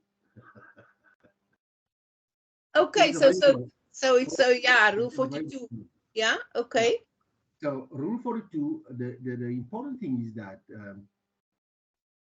an order, it is about the ambiguity or a patent error or omission. Yeah. Only to that extent. To the extent that you can fix that it can be rescinded to the extent that you fix whatever. You can fix that. Yeah. Yes. Yes. Thank you. That is also rescission, but it's only because there was a mistake and everybody was there and it wasn't clear, and you need to go back to the court to make it clear or to fix the mistake. Yes. Yeah, you rescind the judgment in on that basis. That's why I say just read Rule 42. Okay, are all of you sitting with your rules open? Ma'am, I've just posted 42 on the chat, so everybody can check there. Okay, you've posted it on the chat. Yes. Okay. Can I have a question? Can I ask a question, ma'am? Yes. Okay. In relation to rescissions, can you apply for rescission of judgment in the Constitutional Court, or is there anything like reconsideration of the judgment by the Constitutional Court? Okay, why would you apply for rescission of the judgment? Or are you talking about an appeal, or are you talking about rescinding a judgment because your defense wasn't there, or there was a mistake in the judgment, but the mistake was common to all the parties, or it wasn't clear? Because it sounds to me like you want to know if you can appeal the Constitutional Court judgment and change it, and you can't. That is the highest court, and that is where it ends. Ma'am, can I provide opinion there? Who's this? Kaifas. Yes, you can. Kaifas, yes. Yeah, I think to answer his question directly, you can. If we remember not long ago, in relation to Mr. Zuma case, he did seek rescission of a Constitutional Court judgment in terms of Rule 42. Unfortunately, he also lost the rescission. So Rule 42 applies to High Court as well as the Supreme Court of Appeal, including the Constitutional Court. So you can rescind the Constitutional Court judgment. No. Rule 42 is the uniform rules, and the uniform rules only applies to the High Courts. The Constitutional Court has their own rules, and the Supreme Court of Appeal have their own rules. And this rescission of judgment that you are referring to, that Mr. Zuma did, he actually used 42, and that is why he brought it in the Pietermaritzburg High Court, which was the wrong forum. I mean, if you can remember the argument, the judge asked, are we in the correct forum for this? Can we, as the High Court, rescind a decision of a court that is higher than us, and shouldn't, are you in the correct court? So Rule 42 is only applies to high courts. This rules that I'm talking about is the uniform rules in the high courts. Constitutional Court has their own rules, and the Supreme Court of Appeal has their own rules. Yes, I'm aware that the Supreme Court of Appeal has its own rules, and as well as the Constitutional Court, but there are some rules that also apply to those two other courts, and rescission is one. I'll quickly check the rule in the Constitutional Court that says we can use that Rule 42. I'll make a verification and maybe. Okay, fine. Drop it. But can you remember that rescission application was brought in the High Court and not in the Constitutional Court? The one that you're talking about, if I'm hearing you correctly, you said that there was Zuma made an application for rescission. He brought it in the wrong forum. This is my recollection. But I mean, we are digressing now. I need to get on with it, but do verify that, and then you can chat to me about it. We are digressing, and I want to just remain on track, so otherwise we're losing time. Okay. Okay, so we are dealing with Rule 42, uniform rules. It applies to the high courts. If there is a similar rule in one of those other higher courts, Supreme Court of Appeal or Constitutional Court, that is not what we are dealing with now, but it's interesting, the fact that they mentioned that you can bring a rescission of the Constitutional Court. That is the question that has been posed, and we'll go into that later after Mr. I don't know, was it Kaifas what that was going to do that research for us? Right. If the plaintiff does not appear at the hearing, I just want to move on because we're losing time. If the plaintiff does not appear at the hearing, the defendant may ask for absolution from the instance or may move for judgment in his favor, provided that he has the necessary evidence. So if it happens that the plaintiff doesn't come to court, but the defendant is there ready to proceed with the trial, the defendant don't just have to go home and say the plaintiff is not there. He can ask the court to make an order, the same order as in the case where there's no declaration file, absolution from the instance. If he wants a final judgment, then you have to present evidence to prove his defense. But yeah. Documents that must be in counsel's brief. Now, this is from the perspective that attorneys didn't appear themselves and they're briefing a counsel to appear on their behalf. And these are the documents that must be in the brief in order for counsel then to successfully bring this case to the fore. Okay, that is in your notes. I'm not going to delve there. It's all the documents that must be there to prove the case. I'm just quickly going over it. Copy of us, yeah. All the outstanding documents. Right.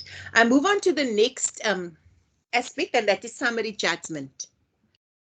Right now, summary judgment has been amended. The Rule 32 of the High Court of the Uniform Rules deals with summary judgments, and this rule has been amended in 2019.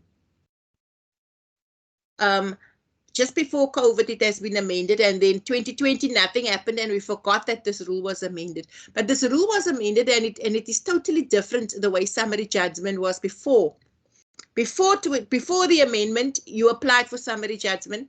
If the case is based on one of those four instances, if the claim is based on a liquid document, for a liquidated amount in money, or for delivery of movable property, or for ejectment. If it was based on that, and the defendant filed a notice of intention to oppose, and you say, okay, this guy is just buying time, he's wasting the court's time, he knows he don't have a defense, he's just filing this so that he can get more time, then you could apply for summary judgment. Then they amended the rule in 2019 to state that no, you don't apply for summary judgment after the notice of intention to defend. You must apply for summary judgment after the defendant filed his plea. And if, in your opinion, the plea does not have anything that constitutes a defense. So that is the difference. Okay, I don't know if you were aware of the previous rule, and that is why I'm telling you the previous one is not applicable anymore. Right, so you apply for summary judgment within 15 days after you receive the plea. This is now the plaintiff. The plaintiff has issued summons. He received the notice of intention to defend. He receives the plea. He sees that, in his opinion, this is not a real defense. Nothing, no triable issue here. He applies for summary judgment and he tells the court, this guy is just trying to buy time. He doesn't have a defense. See, here's his plea and it doesn't constitute a defense. Right. Now, there's an example of an application for summary judgment, not in your forms and precedents, but in the actual body of your notes. And I'm going to tell you now on what page of your notes it is. Ma'am, can I just interject you while you are looking for? Yeah, you can.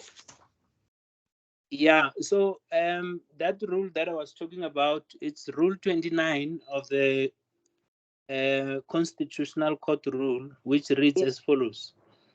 So it's the title is application of certain rules of the uniform rules. And then it says the following rules of the uniform rules shall, with such modification as may be necessary, apply to the court, and that refers to the Constitutional Court. And it lists a number of such rules, and then it includes rule number 42, yes. Okay, so and then you would bring that application for rescission in the Constitutional Court. Yes, you can. So in terms of the Constitutional Court rule, it's rule number 29. Then you then make reference to to 42. Yes. And then you can ask for a rescission, but that is only if there's a mistake and ambiguity and all of that. That is in Rule 42. Okay. Of course. So yes. so thank you very much for that help. So the question that was posed, I don't know who posed the question.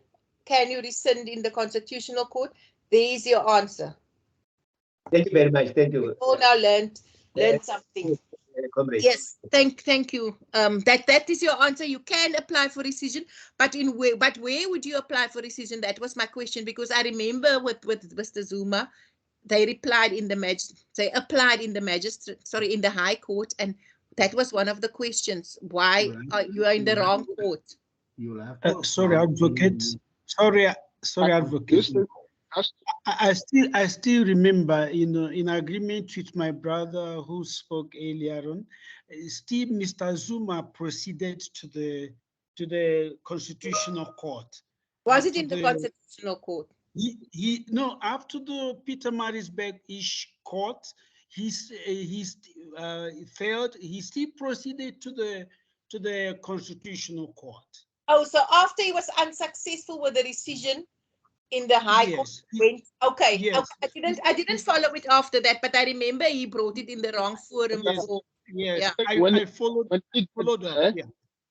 I followed up. When he asked the Constitutional Court to revisit their judgment. Yes. You know, and what did the it's not. Constitutional Court do? Did they revisit it? No. No, it's No, they usually did, not. but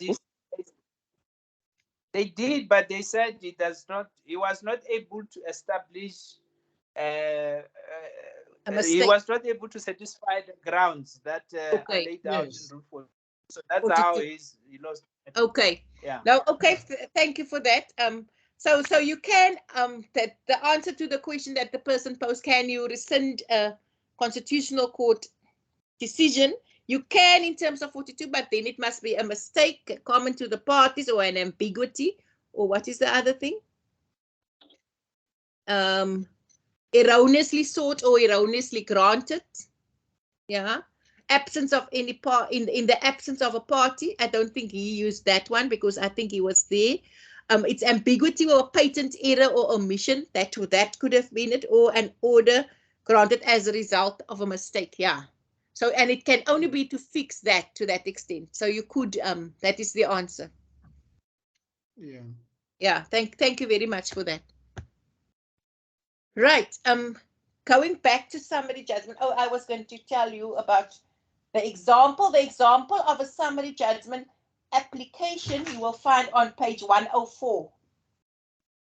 It starts in the middle of the page. Please take notice that the plaintiff intends to make application. Can you see there? That is what the application for summary judgment look like on page 104. It's actually in the body of your work. Right. So you apply for summary judgment in one of those 4 instances after the plea has been delivered. You do file a notice of motion and an affidavit in which the plaintiff or any other person who can swear positively to the facts then depose to the affidavit. If it's not the plaintiff who knows the facts, then it would be the person who can swear positively to the facts.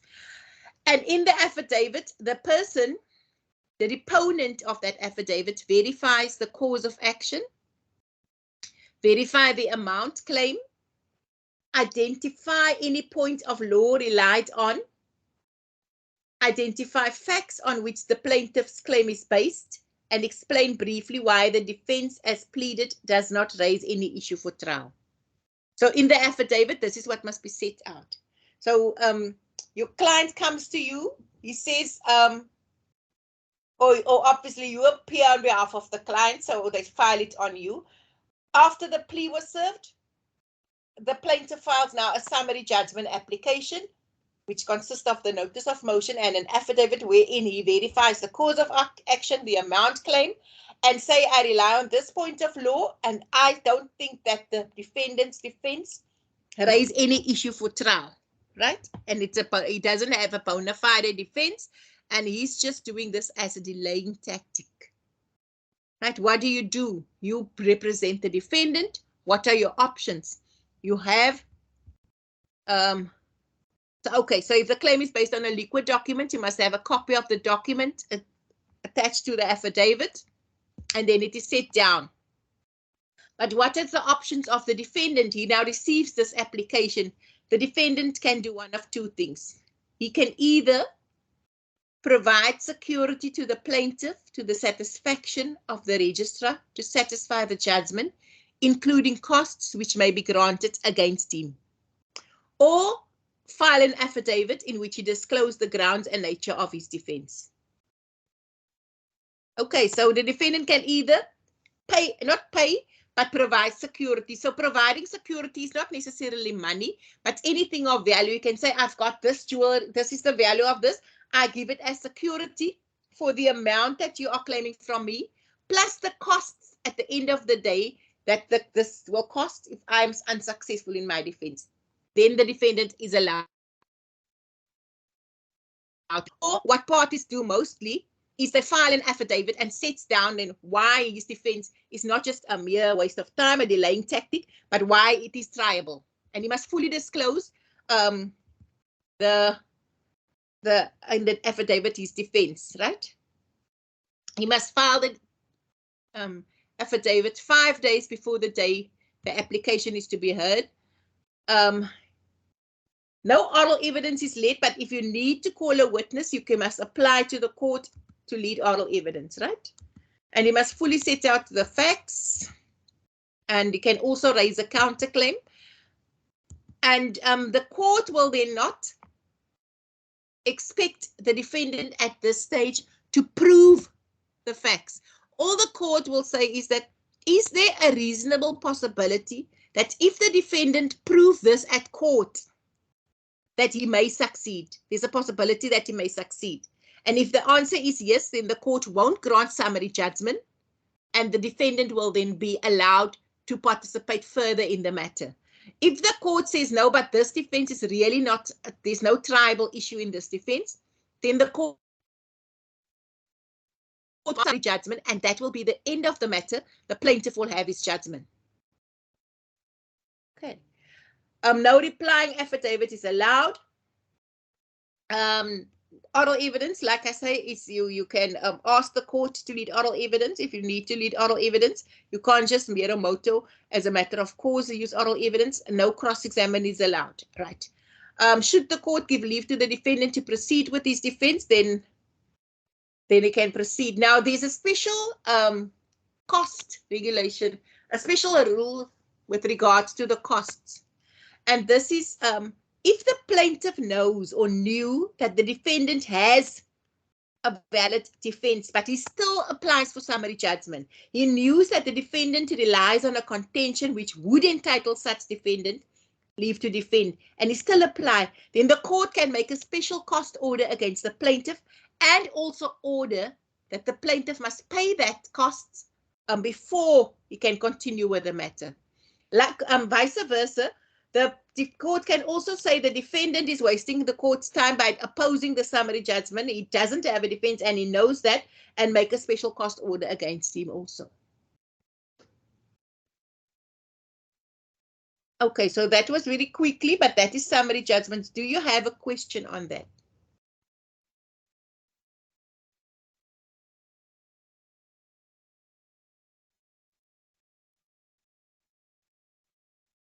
No questions. Okay, just to recap, in 4 instances, you can apply for summary judgment: a liquidated amount that is claimed, ejectment, delivery of movables. What is the other one? Yeah. Document. A liquid document, yeah. Then you apply, but you can only apply after you've received the plea, and if then you will depose to an affidavit, you or somebody who knows the facts depose to an affidavit where you do the following thing: you verify the cause of action, verify the amount claim, and then identify a point of law that you rely on, and facts on which your claim is based, and that the defendant don't have a defense. That's what you say.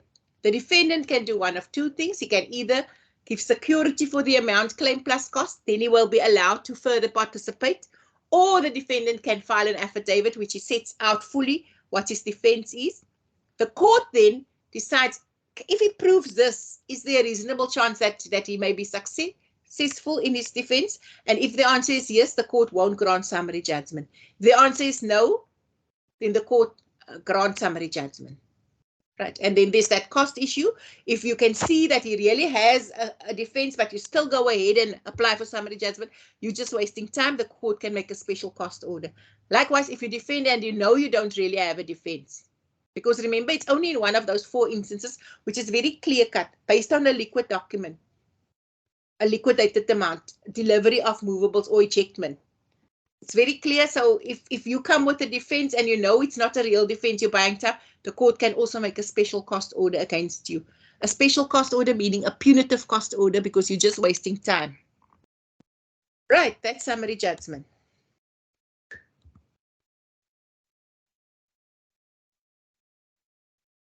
Okay, any other questions? No. Yes. Okay, there's another, now summary judgment and default judgment is shortcut judgment. Now you will see if you look at Rule 31, those of you who has it open in front of you, Rule 31 also mentions confession to judgment. Rule 31 is the rule that deals with default judgment. Also deals with confession to judgment. And this is where the defendant says, look, I agree that judgment can be handed down against me. Then he confessed to the judgment. He signs the confession then personally. If he doesn't have an attorney to verify his signature, because his signature must be verified by his attorney and not the plaintiff's attorney. If he doesn't have an attorney, he must depose to an affidavit wherein he then says that he verifies the signature on the confession. Then the plaintiff's attorney then apply for the judgment in writing through the registrar to a judge in chambers, and then the judge in chambers will hand down the judgment. So it's not an open court then. That's the confession to judgment.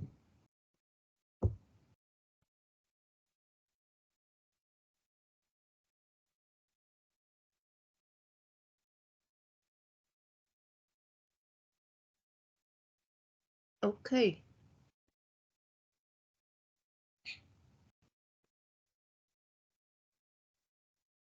Any questions? None.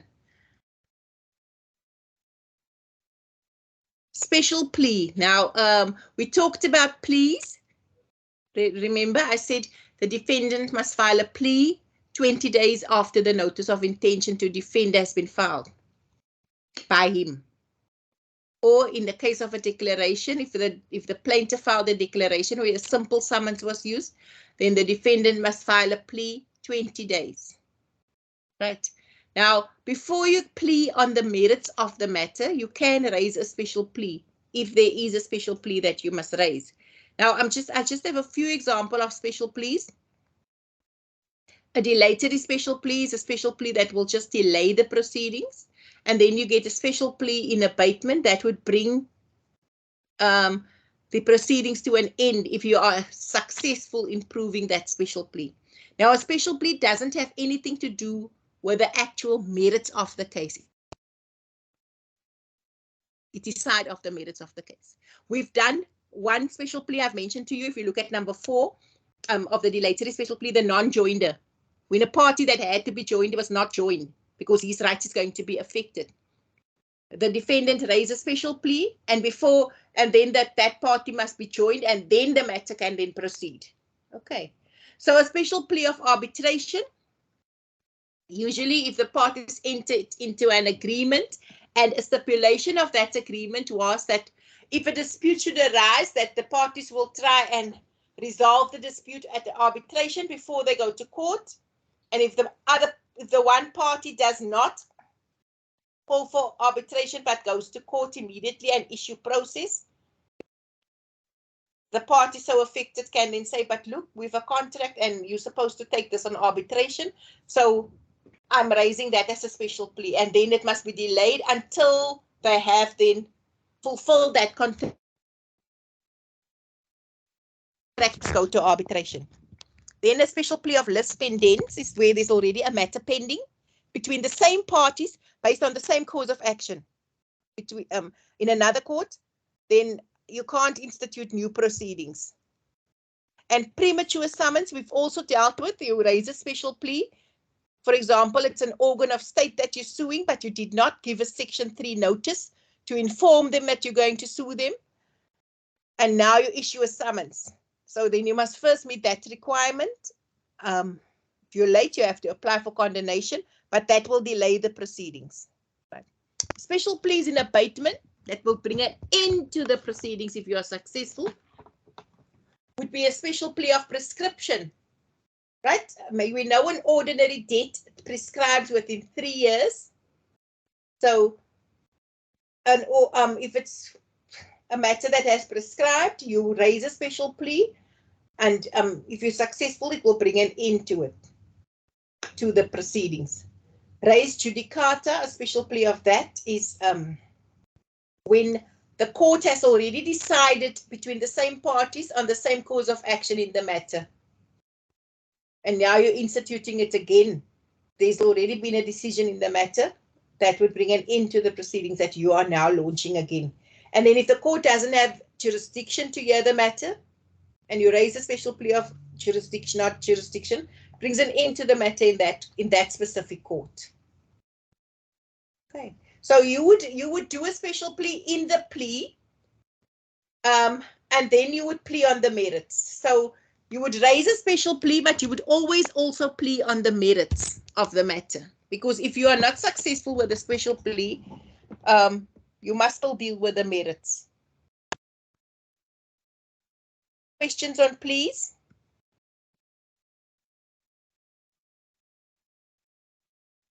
Yes, advocate. Yes.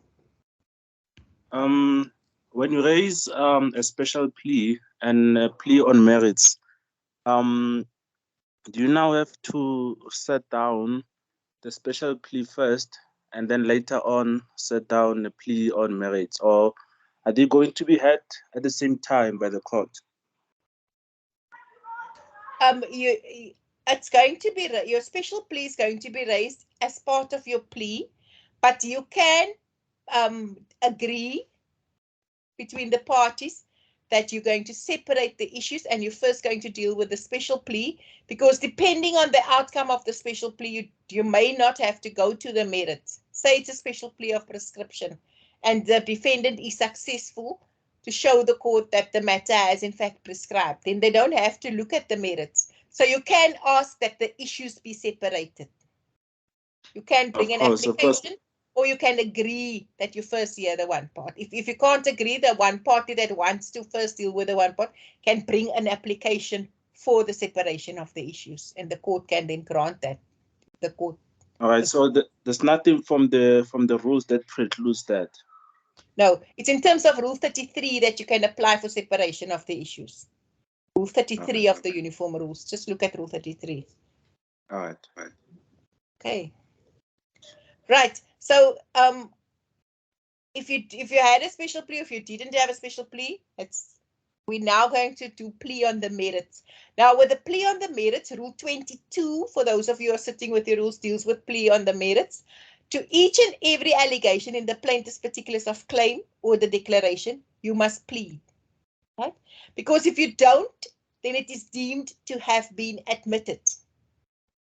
So you do the one of the three options that you have. You can either admit what the plaintiff is saying, that means you agree with it, or you can deny it where you disagree with it, or you can confess and avoid, where you say, yes, this is true, but, and then you justify why that is been done. Okay, why it is like that. So admit, deny, confess, and avoid. Now, those of you in practice, you would have seen that the special plea, you would have seen that you get a plea that people say the contents of this paragraph is noted. In effect, that is admitted. Because if it is not admitted or denied, it will be deemed to be admitted. Okay, so but sometimes you see people plead like that. They say, I note the contents of this paragraph. For some or other reason, they don't want to say they admit the contents of that paragraph. And sometimes from the context, it makes sense because, for example, if there's a paragraph that says a copy of the contract is attached here too. Yeah, I note that but I admit that it is attached, but the people say I would note it. It's just a matter of style. But remember, that is the options that you have. Admit, deny, confess, and avoid. Right, so I have a few examples just to give you more information. Right, an admission maybe would look like this. Say, for example, paragraph 3 of the particulars of claim. The defendant was at all material times the registered owner of an immovable property described as Earth 123 Cape Town. Right, that is what the particulars of claim says. In paragraph 3, remember Rule 18 says you must number your paragraphs. Right, now in paragraph 4 of the particulars of claim, they go on, they say the defendant is in occupation of the property. Right, so the plea would look like this, and I've used 2 paragraphs consecutively because I'm going to deal with it together.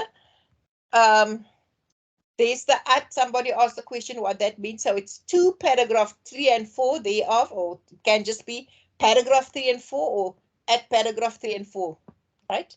And you also number in your plea or paragraphs. And that is just admission. The defendant admits these paragraphs. Now, the reason why I've used 2, there will be a lot of paragraphs that you may admit.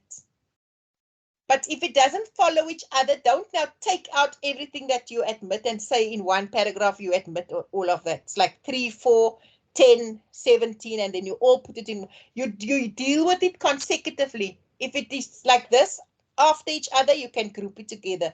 But otherwise, you would do paragraph 3, paragraph 4, paragraph 5. Okay, if it's going to be different. Denial, particulars of claim. On 12 August 2019, the defendant caused to be published defamatory matter of and concerning the plaintiff in an article in the Cape Argus, a daily newspaper circulating in the Western Cape. A copy of the article is annexed, marked A. And then your plea would be like 2 paragraph 3. This is what I say, and you've numbered it in your paragraph. The defendant denies that he published the article and that it is defamatory of the plaintiff. And then save as aforesaid, the defendant admits the rest of the allegations. Now remember, I said that the most important pleadings, because we are at the pleading stage, is the particulars of claim and the plea, because that shows us what the parties are fighting about. Now that is, and I said that is the facts which shows us what it is that is in dispute. Now the plea is important because we will now see what is in dispute. Everything that the defendant denies, that is in dispute. Everything that the defendant admits, that is not in dispute. And what does mean? What is the effect of that? The effect is that the plaintiff don't have to prove that. So the defendant really says, I agree with this. You don't have to prove that, that, and that, but this I deny. You have to prove that because this allegation I don't believe or I don't agree with. So here in this paragraph, there are more information, and this information that there is a daily newspaper called the Cape Argus in the Western Cape. So the defendant is not going to deny the whole paragraph because that means then that the defendant is telling the plaintiff, you must now also prove that there is a daily newspaper called the Western Cape, called the Cape Argus in the Western Cape. So that is why I just have that save as aforesaid, the defendant admits the rest of the allegations therein. Oh, yeah, in. Okay. Confess and avoid is when you say yes, but. So paragraph 4 of the particulars of claim says, on 3 March 2018, the defendant unlawfully arrested the plaintiff in Cape Town. And then the plea says at paragraph 4, the defendant admits that on 3 March 2018 and at Cape Town, he arrested the plaintiff, but he denies that the arrest was unlawful by virtue of the following circumstances. And here we use subparagraphs. So 3.1, the defendant was a peace officer. The plaintiff committed a crime in his presence and he could then arrest without a warrant, and the arrest was lawful. So he explained there. This is the confession and avoidance. Now, there are going to be instances when there's an allegation in the particulars of claim or declaration that you have no idea what they're talking about. The defendant says, but I don't know what's that. Now, remember, I say that to each and every allegation, you must plea. You must either admit, deny, or confess and avoid. If you are not able to do any of that because you don't know or you don't have information, then rather plead non-admission. And I don't have it written here, but I can tell you what it's usually. The defendant has no knowledge of the content of this paragraph, therefore he cannot admit or deny it. And he puts the plaintiff to the proof thereof. It's usually something like that you would say. You would say you don't know about it and you cannot admit or deny it, instead of just ignoring it and then it is deemed that you have admitted it. Now, there's different schools of thoughts. Some people say that you must never do a non-admission. You must always deny that you do not know. But if you deny it, then obviously he must prove it. Because if you do a non-admission, And later on, knowledge comes to you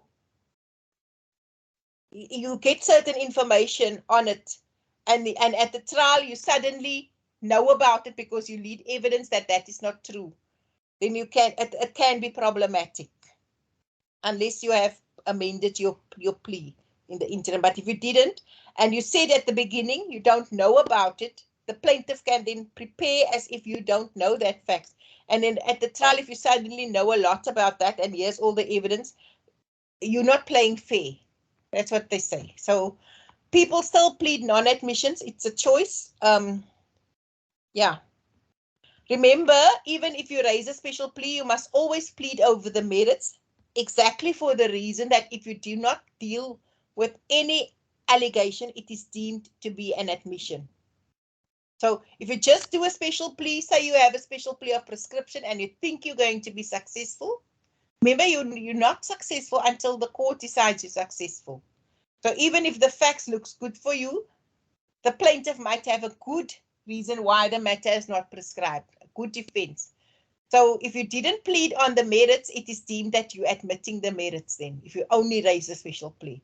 Like I say, if you want it to be dealt with separately, you can apply, you can agree to have the issue separated, or you can bring an application if you can't agree to have the issue separated. Any questions on pleas? Because that is pleas.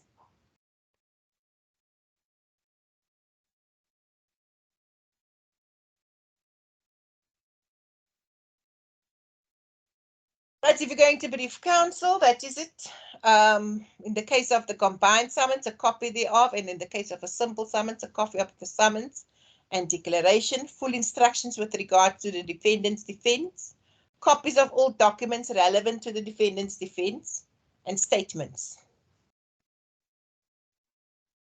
Okay. I'm going to move on. I'm moving very quickly through a lot of stuff, but I have to because of time constraints, and we need to look at everything. So if you do need me to pause and to say something again, please alert me because I am moving quickly.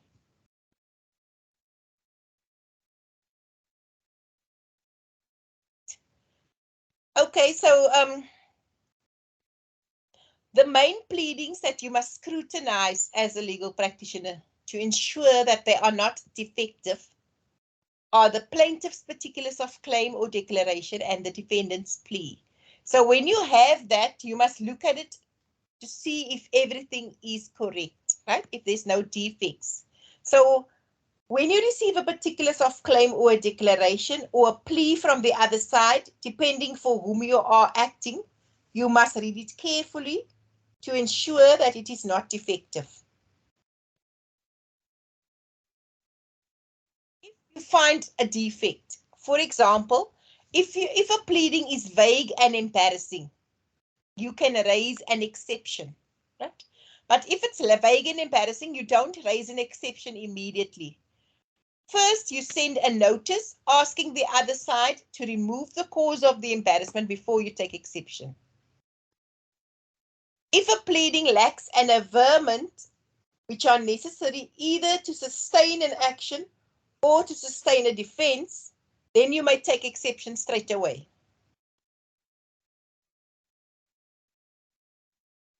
Okay, any questions?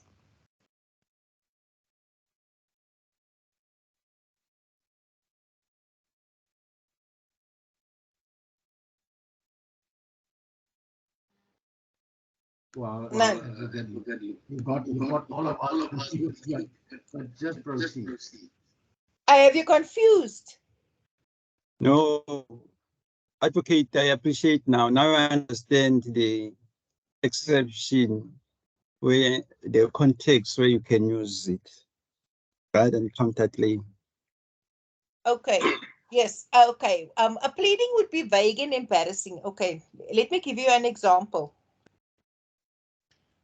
Say, for example, the pleading reads that the defendant was negligent and he caused damages to my vehicle, right? Now you must plead to that. You must now either admit or deny, confess and avoid, or so you don't know, whatever. Now, if you say the defendant was negligent, that is not enough information. That is vague and embarrassing. You must say he was negligent because he drove too fast, or he was negligent, how he was negligent. Because if I'm just going to say, to think, okay, you say I was negligent and I plead to that, I'm embarrassing myself because I might think I was negligent because I drove a red car that day or whatever. Stupid example, but it mustn't be vague and embarrassing. That there must be more particulars. And in that case, you can send a notice. You ask him to remove the cause of the embarrassment before you take the exception. Right. If it lacks an averment that is necessary to sustain a cause of action, that would be, say it's based on delict, but there's no causation between the damages you suffered and the conduct of the defendant. There's no causation. You don't see the causation. Then you don't send a notice to him to say, fix that. You apply for, you accept immediately. You take exception immediately, straight away. You don't still give them a chance to fix that. Vague and embarrassing, they get a chance to fix it. If it lacks an averments which are necessary to sustain a cause of action or to sustain a defense, you can take exception because they didn't make out the proper case then. There was a hand up. Yes, Advocate, can I ask? Yes, you may. So is an exception an application? Is it a pleading that you can bring via a notice of motion and affidavit? And if No, it's a notice of exception. It's not a notice. You would do a notice of exception. It is done in terms of Rule 23. For those of you who have your rules there, Rule 23 deals with exceptions. It is a notice of exception. So if I want to oppose it as a defendant, how would I do that? As a defendant or any party, if I want to oppose an exception, do I file a notice of Yes, it is heard I'm speaking. as a motion. There's somebody that's, let me just try and see who's making the noise. Oh, they stopped. Yes. Yes, you if you want to, so you file your notice of intention to oppose. No, you don't file a notice. Remember, the matter is already running. You just file your opposition opposing the exception. You don't first find a notice and then you have so many days to then file your next thing. You oppose the exception.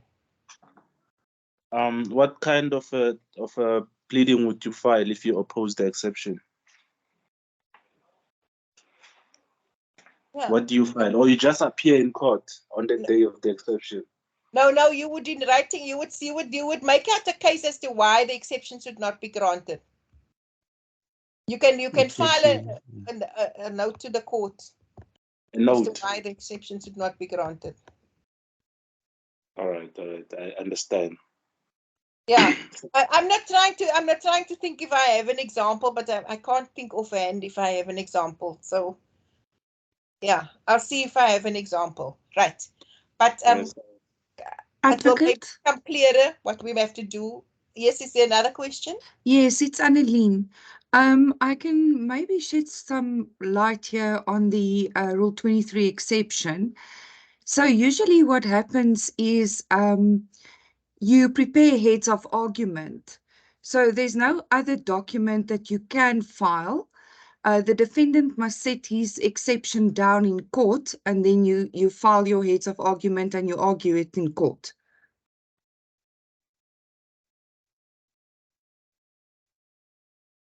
Okay, thank you. Did you get that?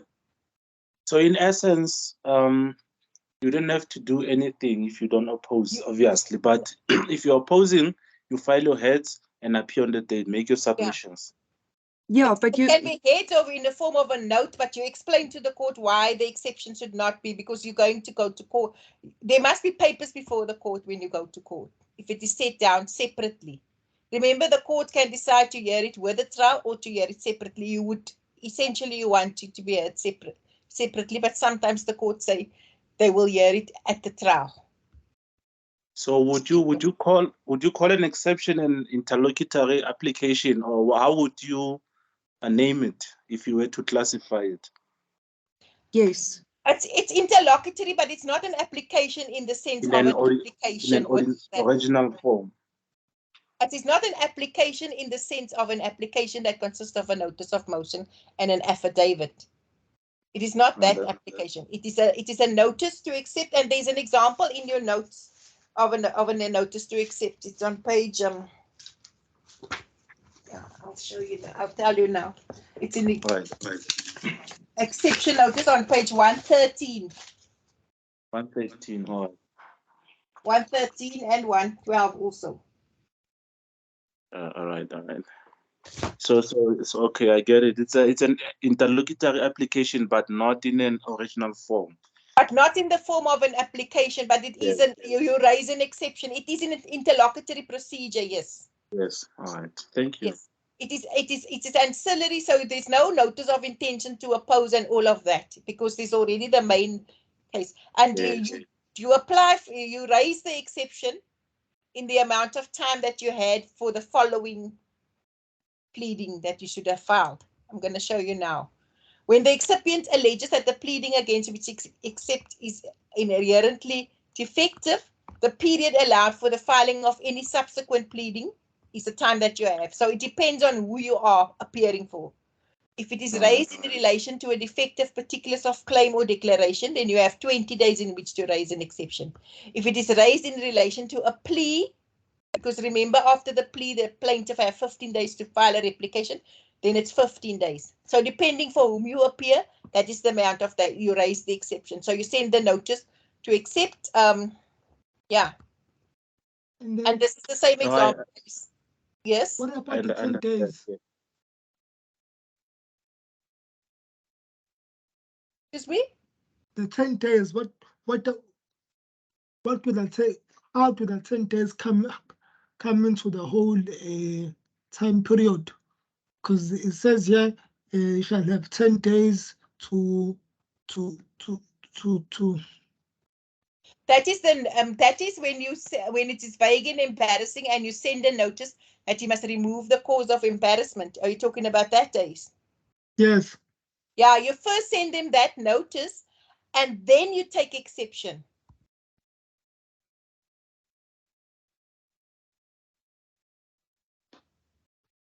So if after 10 days they haven't responded to your exception, you must then give them, do the thing magic, set it down.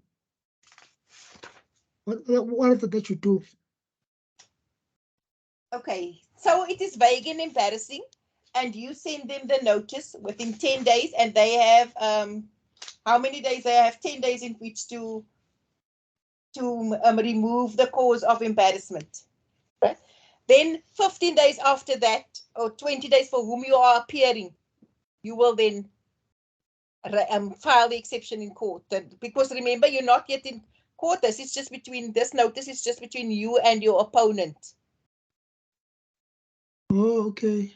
And I think the rule says, let me just find the rule. I've got it here. The exception must within the period allow for filing any subsequent. Right. If you file your exception after 10 days, is it going to be too late? If you're going to be late with anything, you can always apply for condonation and explain to the court why you were late. And if your opponent doesn't raise the fact that you applied late, but they still take it? If your opponent does not raise the fact that you are late, yes. No, but the court can say you are late. Is there an application for condonation? The court may raise the fact that you were out of time. Oh, okay, thank you. And the court may require you to ask for condonation. They may not. They may say they're not going to oppose the lateness, and then the court can say, okay, so it is condoned. It needs to be 10 days within receiving the summons or the particulars of claim. No. Are you talking about the vague and embarrassing, or are you talking about yes, the vague and embarrassing. Court? The notice that you're sending them? We are going to be sending them the 23 exception to strike out. No. Wait. Let's say we received the particulars of claim, and then after looking at the particulars of claim, we have 10 days to respond and say, this is our we want to file an exception, or does it take the place of our plea and we can file it within the days allowed for plea? Yeah, I don't I don't get your question. Just say that again. I'm getting confused with your question. Receive the particulars of claim. You look at it, you see it's vague and embarrassing. You send a notice to your opponent. Now, where did you get the 10 days? Because the 10 days is when it's an irregular step. Where did you get the 10 days from? No, here within the rule, number 23, it says that within 10 days of receipt of pleading. So I want us to know what does that 10 days actually mean? Because it's the confusing part. Yeah, but that is not raising the exception. You are just sending him a notice to say you must fix this. Okay. Okay. And then if he doesn't fix it, and then he also gets an amount of time of days, I think it's 15 days, in which he must fix that. And if he doesn't, then the amount of time then for you to file your next pleading would be, if it is in relation to a particular self-claim, it would be 20 days, and then you have 20 days in which to raise the exception in court. Oh, so it's only for the summons when it's 10 days, and then particulars of claim will be 20. Summons. Summons only. Okay. Okay, don't worry. No, I'm concerned. I don't know if I'm answering you correctly, because I'm getting a bit confused. No, I'm also confused about, because now there are three. There are how many days here? There's 10 days and then there's 15 days. So I wanted to know. So you receive the notice. You receive the particulars of claim. You see that it's vague and embarrassing. You can't raise exception immediately if it's vague and embarrassing. You must first send the notice. So within 10 days, you send the notice and say, remove this cause of embarrassment. He has 15 days to fix it. If it doesn't, you can raise an exception, but now after that 15 days, you have 20 days, because you would have had to file your plea within 20 days. Oh, so now I will have 20 days to file my plea, even if the particulars of claim were vague and embarrassing and they didn't change them. I must still file my plea. You first take exception then if they didn't do anything, if they didn't remove the vague, if they didn't fix the vagueness, then if they don't fix the vagueness, then you raise an exception, then you don't file your plea, because you've now waited for them to fix whatever vague is before you plea. Now they didn't do it, then 20 days after that you file your plea.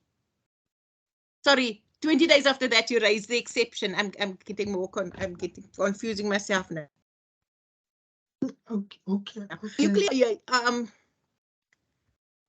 Is anybody else mixed with this, or does other people understand it? Am I confusing him, or? Oh yeah, we understand. Okay, wow. So if it's vague and embarrassing, it's 10 days in which you give him a notice, but you're not raising the exception yet. Hi, Advocate. Yes.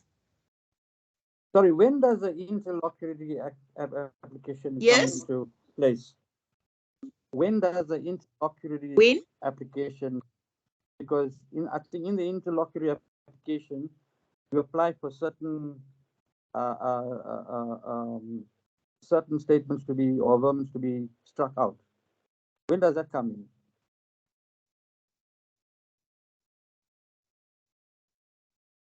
You're talking about an interlocutory application to ask to strike out certain?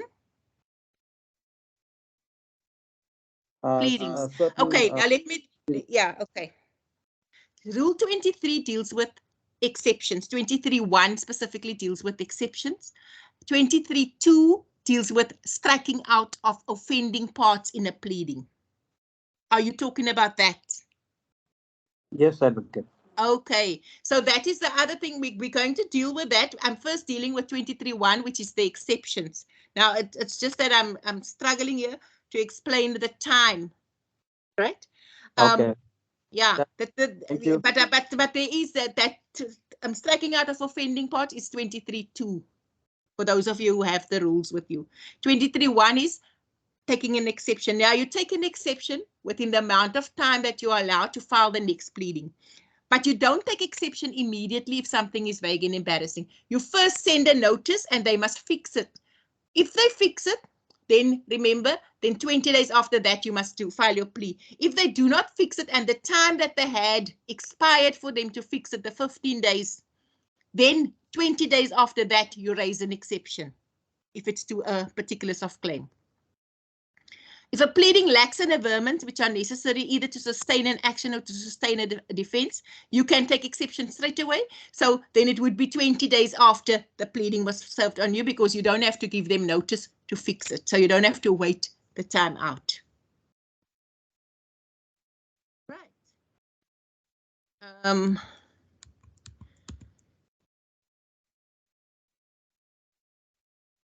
That is the example we saw that. It's heard as an opposed motion and the court may uphold it or dismiss it, or it may order that the adjudication of the exception stands over until the hearing of the matter that I said. So it can be, the court can hear it there as an interlocutory application and it's heard as an opposed motion, but it's not the motion in the sense that you're going to file affidavits. Like I say, there's the exception, you can file a note, or as somebody pointed out, it's heads of argument. It would usually just be your information to the court on what grounds you oppose it, right? And the question asked, is an exception appealable? The decision that the court makes when an exception has been raised, can you appeal that? It depends. If it is dismissed, then obviously the main case still stands. So it didn't bring the case to finality. Then you,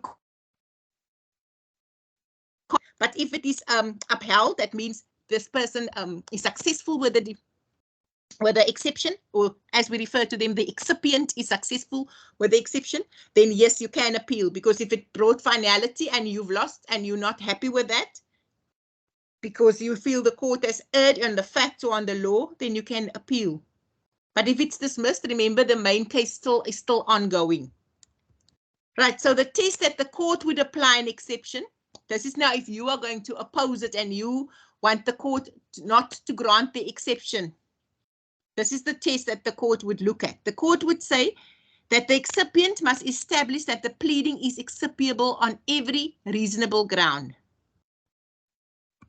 The pleader is entitled to a charitable interpretation.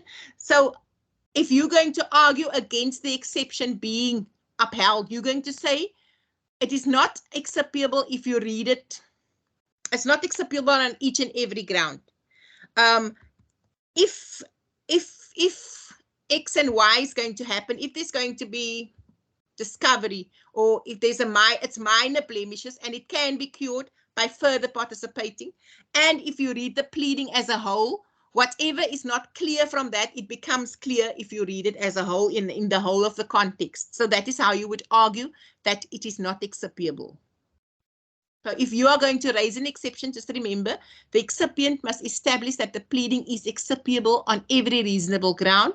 The pleader is entitled to a charitable interpretation. This is now the person who pleaded, whose pleading is being accepted. Minor blemishes can be cured by further participation in the proceedings, and the pleadings must be read as a whole. That is the test on exception. If you do not take exception when you should, right? For example, you see, and I'm now talking about taking exception directly, because there's not sufficient information to sustain a cause of action. You see that, you think, okay, I'm going to win this matter. I'm not going to take exception. Let's do the trial. They don't have a case. Good for you. Right. And then you come to the case and you do the case and you win because they don't have a case. They say it is the duty of the litigant to take the most expeditious course to bring the litigation to finality. He should take such exceptions as will dispose of the dispute or bring the proceedings instituted to a conclusion. The court will in each case apply discretion and ask whether the party who did not take exception was unreasonable in failing to do so. If he was unreasonable in failing to raise the exception when he should have, he will not get his trial costs. Remember, I said yesterday that the general rule is that the successful litigant is always entitled to his or her costs. Now, if you could take exception, but you did not, and you went through the whole process of going through the trial, incurring all of those costs, when you should have taken exception at the beginning, the court will say you are successful, but you're not entitled to your cost because you did not accept when you should have. So just remember that. Any questions on exception?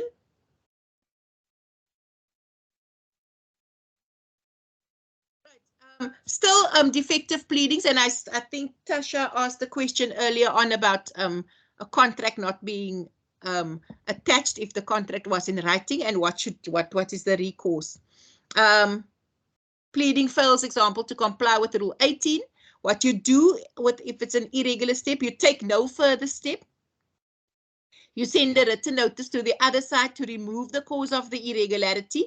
And if they don't remove it, you make an application to set the pleading aside as an irregular. So then you can bring an end to it if they commit an irregular step.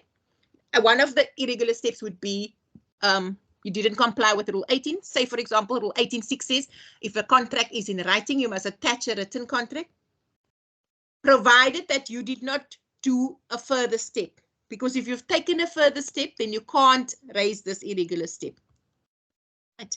So irregular proceedings, this is a few examples of it, where a summons was not served in accordance with the rules. We know that the first process must be served by the sheriff. If that didn't happen, then that's an irregular step. Don't take a further step. Tell them this is wrong, and then they must fix it. And if they don't, within the time allowed, then you can go to court and have their pleading set aside. If an address for service of the documents does not appear from the summons, where pleadings were not signed in accordance with the rules, remember, particulars of claim must be signed by an advocate and an attorney, or an attorney must underneath his name certify that he has right of appearance. Sometimes attorney forget to say certified with right of appearance in the High Court. That's an irregular step. Where there has been a premature enrollment, people don't want to wait their turn. Pleadings have not closed, but they enroll the matter already because they want to skip the queue. Where an irregular notice of bar has been served, that's an irregular step. Where review proceedings have been brought by way of an action procedure, you've used the wrong proceedings. Where it is compulsory to use one or the other and mandatory to use one or the other, and you didn't, you used the wrong proceedings. So those are all just a few examples. It's not an exhaustive list. These are other examples also where an irregular step has been taken. So this is the procedure. 10 days after you become aware of the irregular step, you write to your opponent.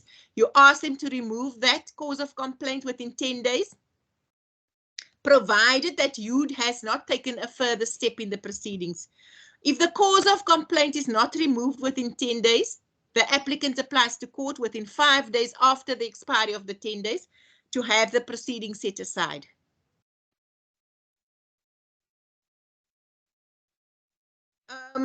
We're going to do this later. Application to compel. I don't know why the slide is there.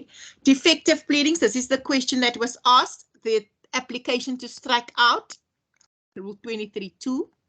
If a pleading contains a statement which are scandalous, vexatious, or irrelevant, and your client will be prejudiced in the conduct of his claim or defense if the statement is not struck out, you bring an application to strike out.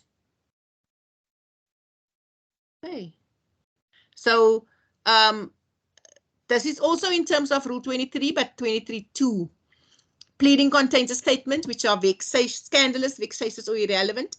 Like, for example, saying stuff that is defamatory maybe, or not nice. Yeah.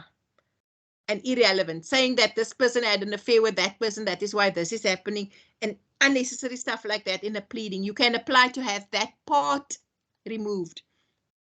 And here I have an explanation as to the difference between an exception and that application to strike out. It explains it.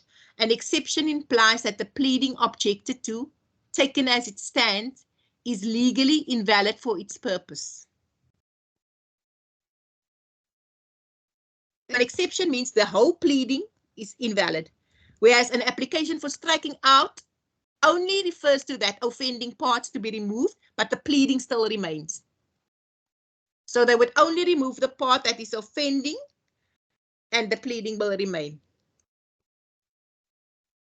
Right. Are there any questions?